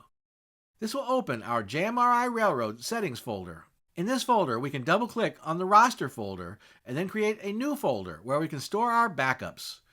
For this example, we'll create a folder called My Settings. We can then change the export Save As name to indicate that these are the initial locomotive settings and save the file. If we ever need to recover those settings in the future, we simply choose Import Roster Entry from the File menu, navigate to our My Settings folder, make sure that the file format is set to All Files, and select the initial settings roster file we previously exported. Before we go on, let's look at how to use JMRI to restore a locomotive decoder to its factory settings and save those to our roster. This can be useful if we ever want to look up the factory CV settings in the future without having to reset the decoder each time, or if we want to restore just some of the CVs to their factory settings while leaving the others alone.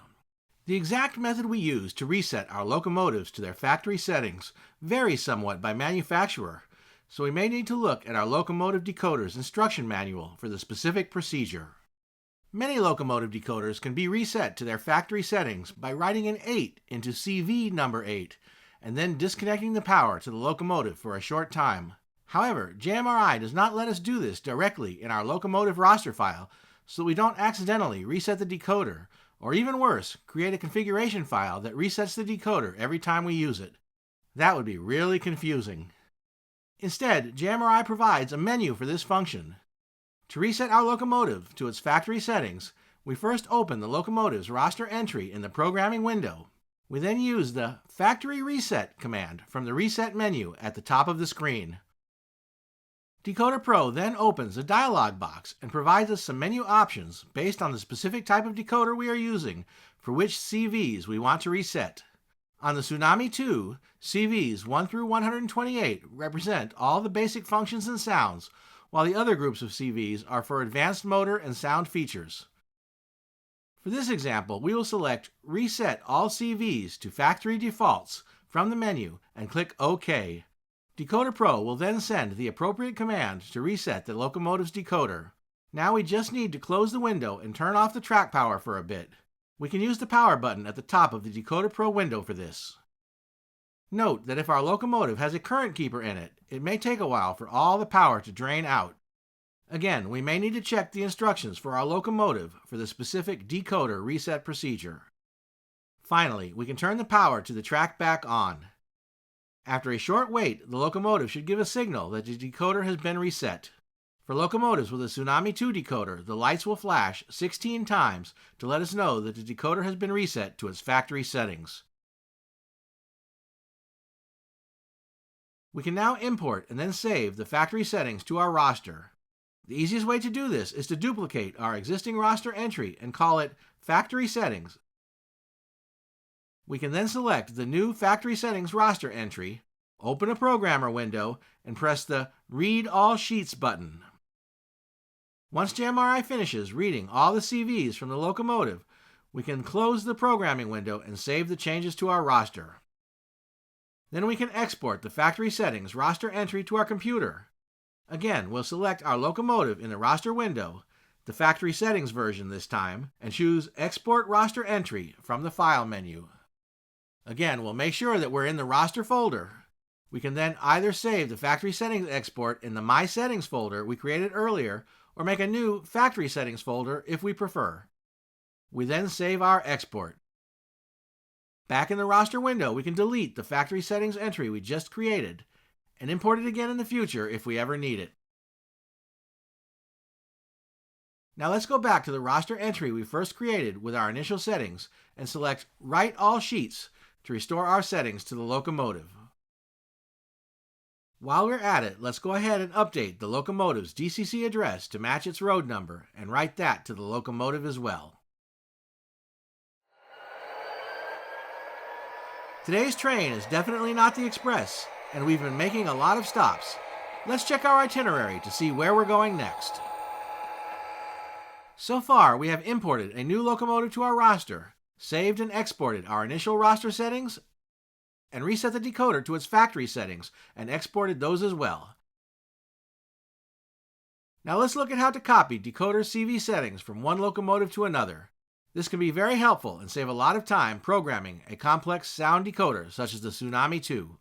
The trick to doing this is understanding that the NMRA DCC standard specifies that a locomotive DCC decoder on the programming track should respond to all commands sent to the programming track regardless of the decoder's DCC address. This means that when we send commands to the programming track, we don't address them to a specific locomotive, but rather to whatever locomotive is on the programming track at the time. Therefore, we can actually use any of our other JMRI roster entries to program any of our locomotives, although in practice it only makes sense to use a roster entry for a locomotive with the same type of decoder as the locomotive we want to program. Let's see how this works. If we look at our JMRI locomotive roster, we will see that SP7623 is also a GP40-2 with a Tsunami 2 GN2208 decoder. Again, this is the 8-function decoder for OEM Athearn Genesis diesel locomotives. So let's use this roster entry to program our new locomotive. Again, we'll make sure that our new locomotive, TPW 4052, is on the programming track and the track power is on. We'll select the roster entry for SP7623, make sure that the On Programming Track radio button is selected, and click the Program button. In the programming window, we'll go to the CVs tab and click the Compare Full Sheet button. As before, JMRI will copy all the CVs and highlight the ones that don't match. Now we can go from tab to tab in the programmer window to identify which settings we want to copy to our new locomotive. So for example, on the Motor tab, we can copy the momentum settings, called acceleration and deceleration rate, that we use on our other locomotives to our new locomotive by clicking the Write Full Sheet button. Likewise, we can copy any speed settings from the speed table. If we standardize our locomotive functions across locomotives, as I recommended in my last video, then on the Function Map tab, we can copy the function mappings we typically use. And since both the locomotive we are copying from and the new locomotive we are copying to have the same type of decoders and mostly the same features, we don't have to worry too much about incompatibilities. However, we do want to pay a bit more attention to the light settings on our new locomotive because that is one area where locomotives frequently differ, so we will configure these manually later and not copy them over now. We'll copy the braking settings from the Advanced tab and the sound volume settings from the sound levels, but we'll skip the Sound tab for now because horns are another area where locomotives tend to differ. There are a few other settings we can copy over. When we're done, we can close the programmer window, but this time we will not save any changes because those would be saved to our SP7623 roster entry and not the roster entry for our new TP&W 4052.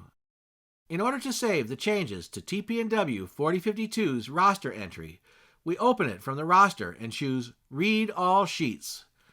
This will load all the settings we just changed on the locomotive into TPW 4052's roster entry. Next, we'll manually configure those items we did not copy from the other locomotive, including the lighting and some of the sound settings. One important thing to note is whether our locomotives have LED lights or incandescent light bulbs. If our decoder offers an option to choose which type we have, we want to make sure that we select the correct option in JMRI for each locomotive. In this example, the factory setting is for LED bulbs, so we'll make sure to keep that here. Once we've made all the changes, we can save the roster file and close the programmer window.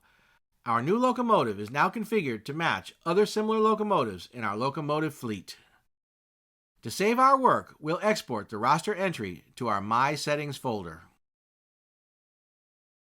We have now configured all our locomotive decoder CV settings on our new locomotive, but there's one more thing we need to do, and that is configure the throttle function buttons. As I mentioned in video number 5C, using and customizing JMRI throttles, the labels for JMRI throttle function buttons are stored in the JMRI roster files. However, there is no way to easily copy these from one locomotive to another within JMRI, as there is with decoder CVs, so we will edit the roster file directly. First, let's open the roster file location by choosing File Location from JMRI's Help menu, and then clicking on the Open Roster Location button. Then we'll quit DecoderPro. In the My JMRI Railroad folder, we'll find the roster.xml file. Before we go on, let's make a copy of the file so we have a backup in case of trouble. Then, let's open the roster.xml file in a text editor, such as TextEdit on the Mac or Notepad on Windows. Now we will scroll through the file and find the section for the locomotive we want to copy the throttle button labels from. In this case, we'll use the same SP7623 locomotive that we used to copy the decoder CV settings. So we'll look for the line of text that starts with locomotive ID equals SP7623. A few lines below this, we'll find the line that says function labels. What we want to do now is copy all of the text from this line down to the line that says / function labels. So we'll place our mouse cursor at the start of the function labels line and drag select all the lines down to / function labels. Once we've selected the text, we'll use the Command or Control-C keyboard shortcut to copy the text. Then we will scroll through the file and find the section for the locomotive we just added to the roster, TPW 4052. Again, we'll find and select all the text from the line that says function labels to the line that says / function labels. Once we've selected the text, we'll use the Command or Control-V keyboard shortcut to paste the text we copied from SP7623 into the roster entry for TPW 4052. We'll make sure that everything looks correct and that the function labels and / function labels lines are intact with all of their angle brackets. Once we're satisfied, we can save and close the roster.xml file. Now we'll reopen JMRI. When we select our new locomotive and open a throttle, we'll see that all the throttle function button labels have been copied over. One thing to note is that JMRI imported these labels from the global roster.xml file, not the locomotive's roster file. In fact, if we were to look at the TPW 4052 locomotive roster file, we would see the original function button labels. However, if we make any edits to those labels in JMRI, it will save them in both the global roster file and the locomotive roster file. Let's try this now. If we look at the function button labels, we'll see that the label for F5 is strobe lights and the label for F6 is ditch lights. That's because SP7623 has both strobe lights and front ditch lights, but not rear ditch lights. TPW 4052, on the other hand, has both front and rear ditch lights, but not strobe lights. So let's change the label for F5 to be F ditch lights for the front and the label for F6 to be R ditch lights for the rear.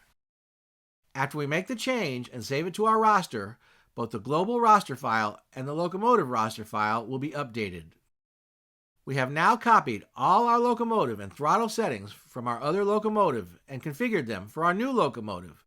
If we like, we can again export the roster file to our My Settings roster folder.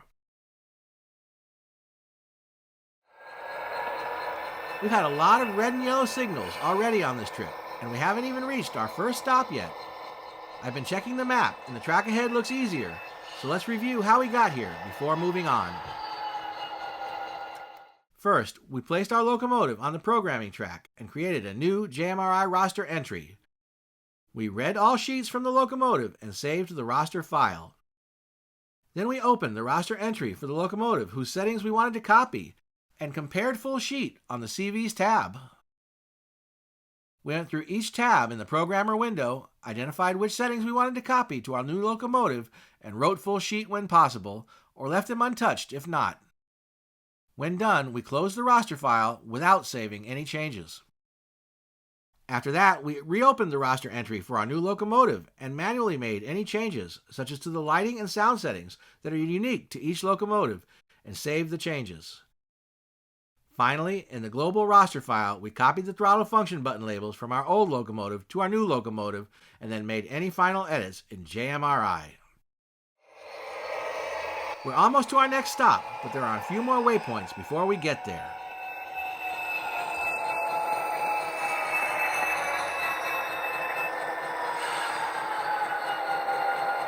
All aboard!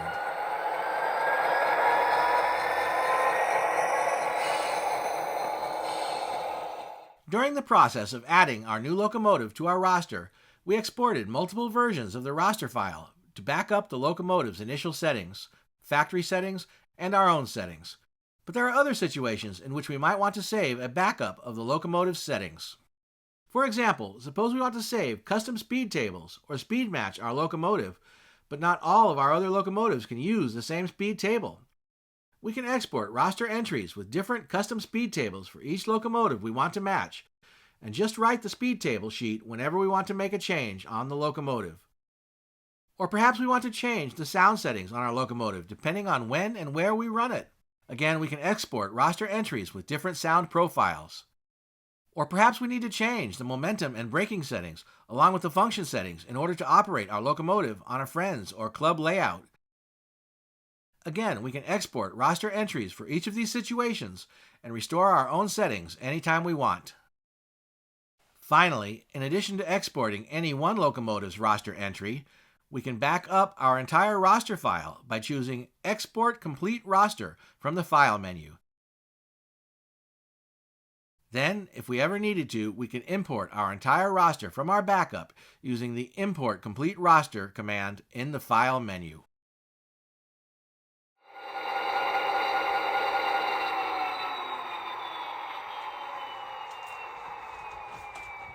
It looks like we have finally reached our first destination.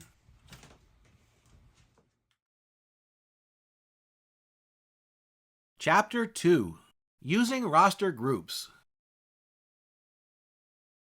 Once we have more than a few locomotives in our locomotive roster, we may find it helpful to create roster groups that include subsets of our locomotive roster. To do this, we select the roster window and choose Create Roster Group from the Settings menu. We then enter a name for our new roster group and click OK. This will open up a new pane in the roster window to the left of our locomotive roster, and we will see our new roster group listed there, along with all entries. Now we need to assign locomotives to our new group. To do this, we go to the Settings menu and select Roster Group Table Association from the bottom of the menu. This will open the Roster Group Table window.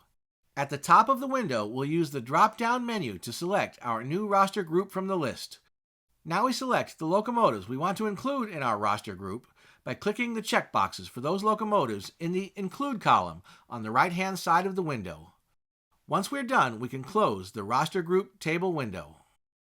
Now, in the roster, when we select our group, the locomotives shown in the roster window will be filtered to only show the ones we added to the group. We can continue in this way and create more roster groups if we like. In addition to using the command from the Settings menu, we can create a new roster group by clicking on the plus button just below the roster group list.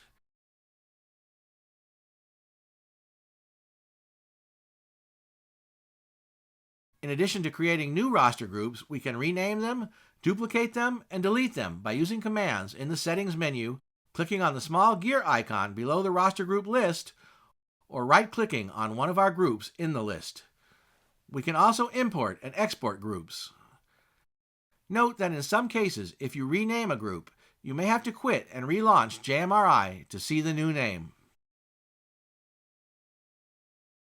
Once we've created a roster group, we can also use it when selecting a locomotive in the address panel of a JMRI throttle by selecting our group from the Group drop-down menu.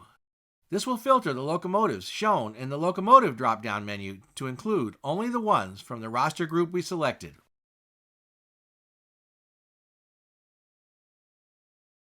Using JMRI roster groups helps us to more easily find the locomotive we are looking for in our roster.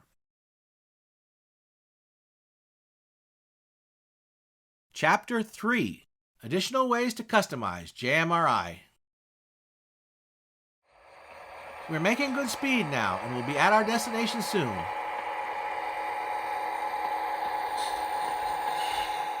Let's take this time to look at some additional ways we can customize JMRI using its startup actions. To do this, we'll open the JMRI Preferences window by making sure that the roster window is active and then choosing Settings from the DecoderPro menu. After the Preferences window opens, we'll select Startup from the list on the left. This will show us all the actions that JMRI will take when it first starts up. We will already see in this list 2 actions that we added in video number 5D using WiThrottle and Engine Driver with JMRI and DCC-EX, namely the actions to start the WiThrottle and JMRI web servers. Let's look at some of the other things that we can add to JMRI's startup list. If we click on the Add button at the bottom of the Preferences window, we will see a menu of options. We can add a button to the main window, add a script to a button, load tables and panels, pause, perform certain actions, run scripts, and set routes. Most of these options apply to topics that we haven't yet covered, but there are a few that it looks like we could handle. Let's try adding a button or two to the JMRI roster window. We'll select Add Button to Main Window from the menu. This will open up a list of different buttons we can choose to add. There's one near the top that says New Throttle. That seems self-explanatory. Let's try it. We'll select that from the list and click OK. Now we'll need to save the change. JMRI will ask us if we want to restart the application so that our change will take effect. Let's go ahead and try that. JMRI will restart, and when it does, we'll see a new button at the top of the JMRI DecoderPro roster window that says New Throttle. If we click this button, JMRI will open a new throttle window ready to have a locomotive assigned. We can use the address panel to select one of our roster groups and the locomotive we want to assign, and we're off and running. The New Throttle button we just added performs the same action as selecting New Throttle from the Actions menu, but now we can more easily access that function from a button directly in the DecoderPro roster window. Let's try another one. We'll go through the same sequence of steps as before and select Add Button to Main Window, and when we scroll through the list of buttons we can add, we will see an option for Preferences. If we select this option, save the changes, and restart JMRI, we will see that we now have a Preferences button at the top of the DecoderPro roster window, just next to the New Throttle button we previously added. This is great because it will make it even easier to add more startup actions. Now we can open the Preferences window directly from the roster window. Let's try something else now. If we again click on the Add button at the bottom of the Preferences window, we will see that one of the options is to perform action. If we select this option, a new window will open with a list of actions we can choose from. If we scroll down through the list, we will find one that says Open LCD Clock. Let's add another action while we're at it. How about this one that says Check for Updates? Each time we add a new startup action to JMRI, it places that action at the bottom of our list of startup actions. JMRI performs these actions in order, so each action we add becomes the last action that JMRI will perform when it starts up. But we can change the order by moving actions up or down in the list. For example, let's have JMRI check for updates first before it does anything else. We'll select the Check for Updates action in the list and then click the Up button several times until Check for Updates is at the top of the list. Now JMRI will check for updates first thing as soon as it starts. As before, we'll save and restart JMRI for our changes to take effect. Let's reposition some of these windows so we can see them. If we look at the Check for JMRI Updates window, we will see that there is a newer production release version of JMRI now available. And if we click on the Open JMRI Download page, It will take us to the JMRI website where we can download the new version. This helps us to make sure we are always up to date. When we're ready, we can close the Updates window. I encourage you to try some of the other JMRI startup actions and add some other buttons to the DecoderPro roster window to see what they do. We can delete anything we add to the startup list by selecting that item and clicking the Remove button at the bottom right corner of the Preferences window. We'll look at a few more startup actions specifically related to DCC-EX in the next part of this video.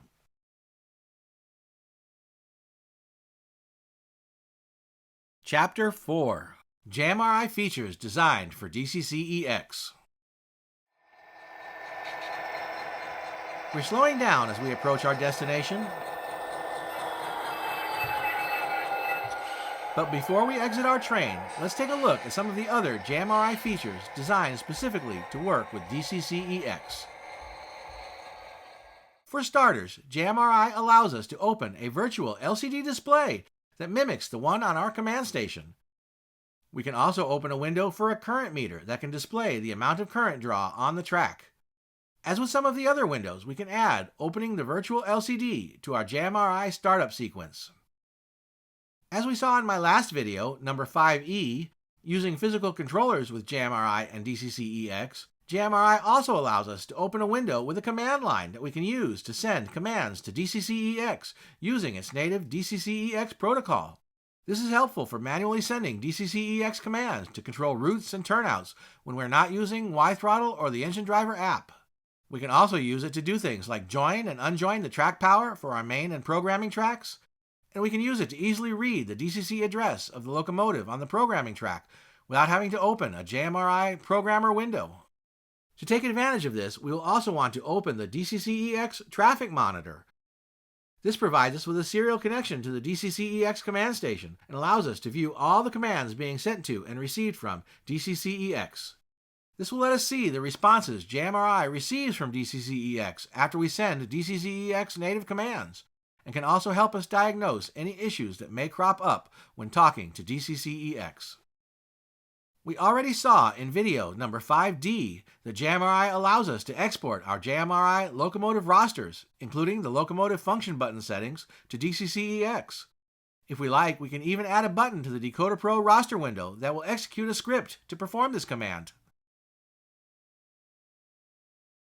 JMRI also allows us to open a window to configure sensors, outputs, and 3 different types of turnouts that DCC-EX can control. Finally, JMRI even offers us a way to broadcast our DCC-EX connection over the internet so that any device that can use the DCC-EX native protocol, including the Engine Driver app, or another computer running JMRI, can connect to our command station from almost anywhere in the world. As I've said before, JMRI and DCC-EX go great together. We absolutely don't need JMRI to use DCC-EX, and of course we can use JMRI with basically any command station in existence.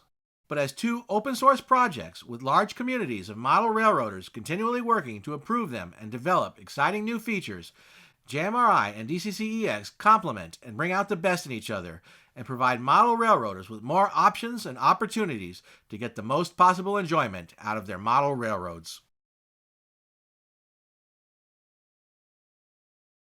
Chapter 5. Let's run some trains.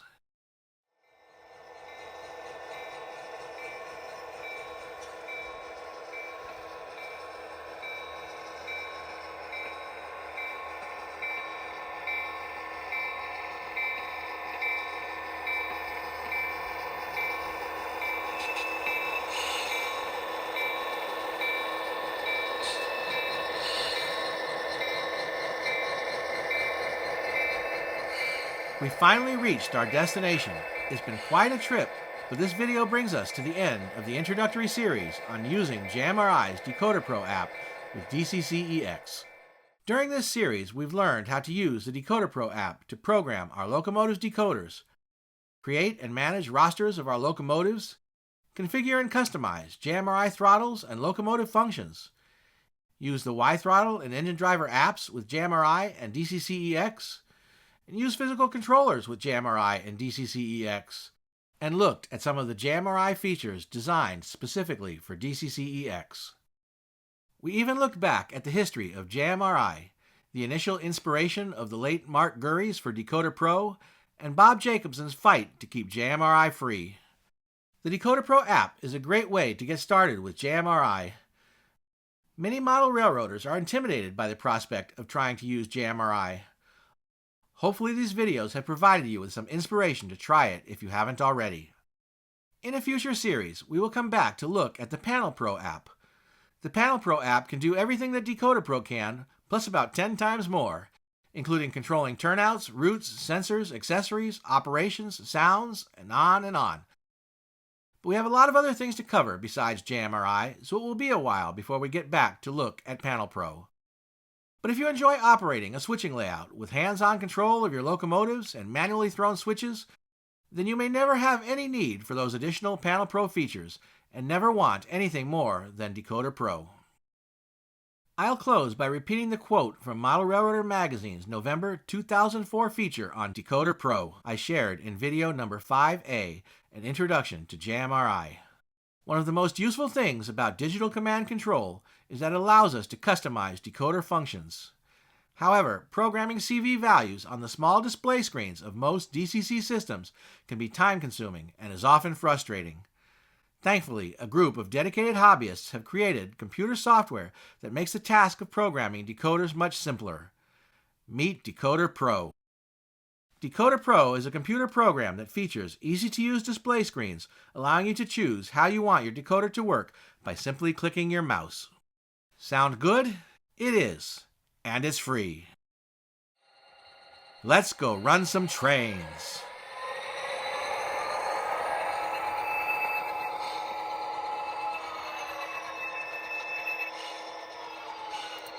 All aboard!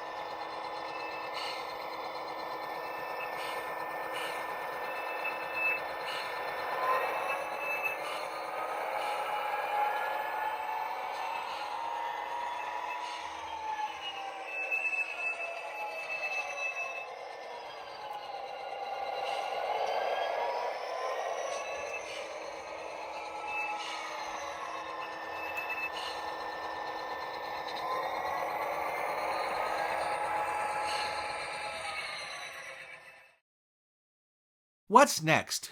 Meet the D-Saver Switching Puzzle app. In my next video, we'll change tracks and take a break from talking about command stations and control software and just look at running some trains as I introduce you to my D-Saver Switching Puzzle app and show you how to enjoy hours of switching operations on a tiny 1 foot by 6 foot HO scale layout. After that, we'll look at some additional hardware projects for DCC-EX, such as adding a second LCD and an OLED display, and assembling an EX fast clock. We'll also look at some ways to modify the EX command station software, as well as explore more DCC-EX automations in EX Rail.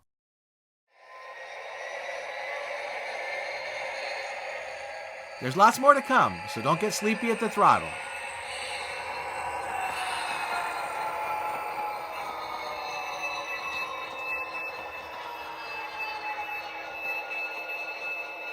Until then, thanks for watching. Well, Scratchy, did everything meet with your approval today? I forgot something. What did I forget? Oh, I see. All aboard!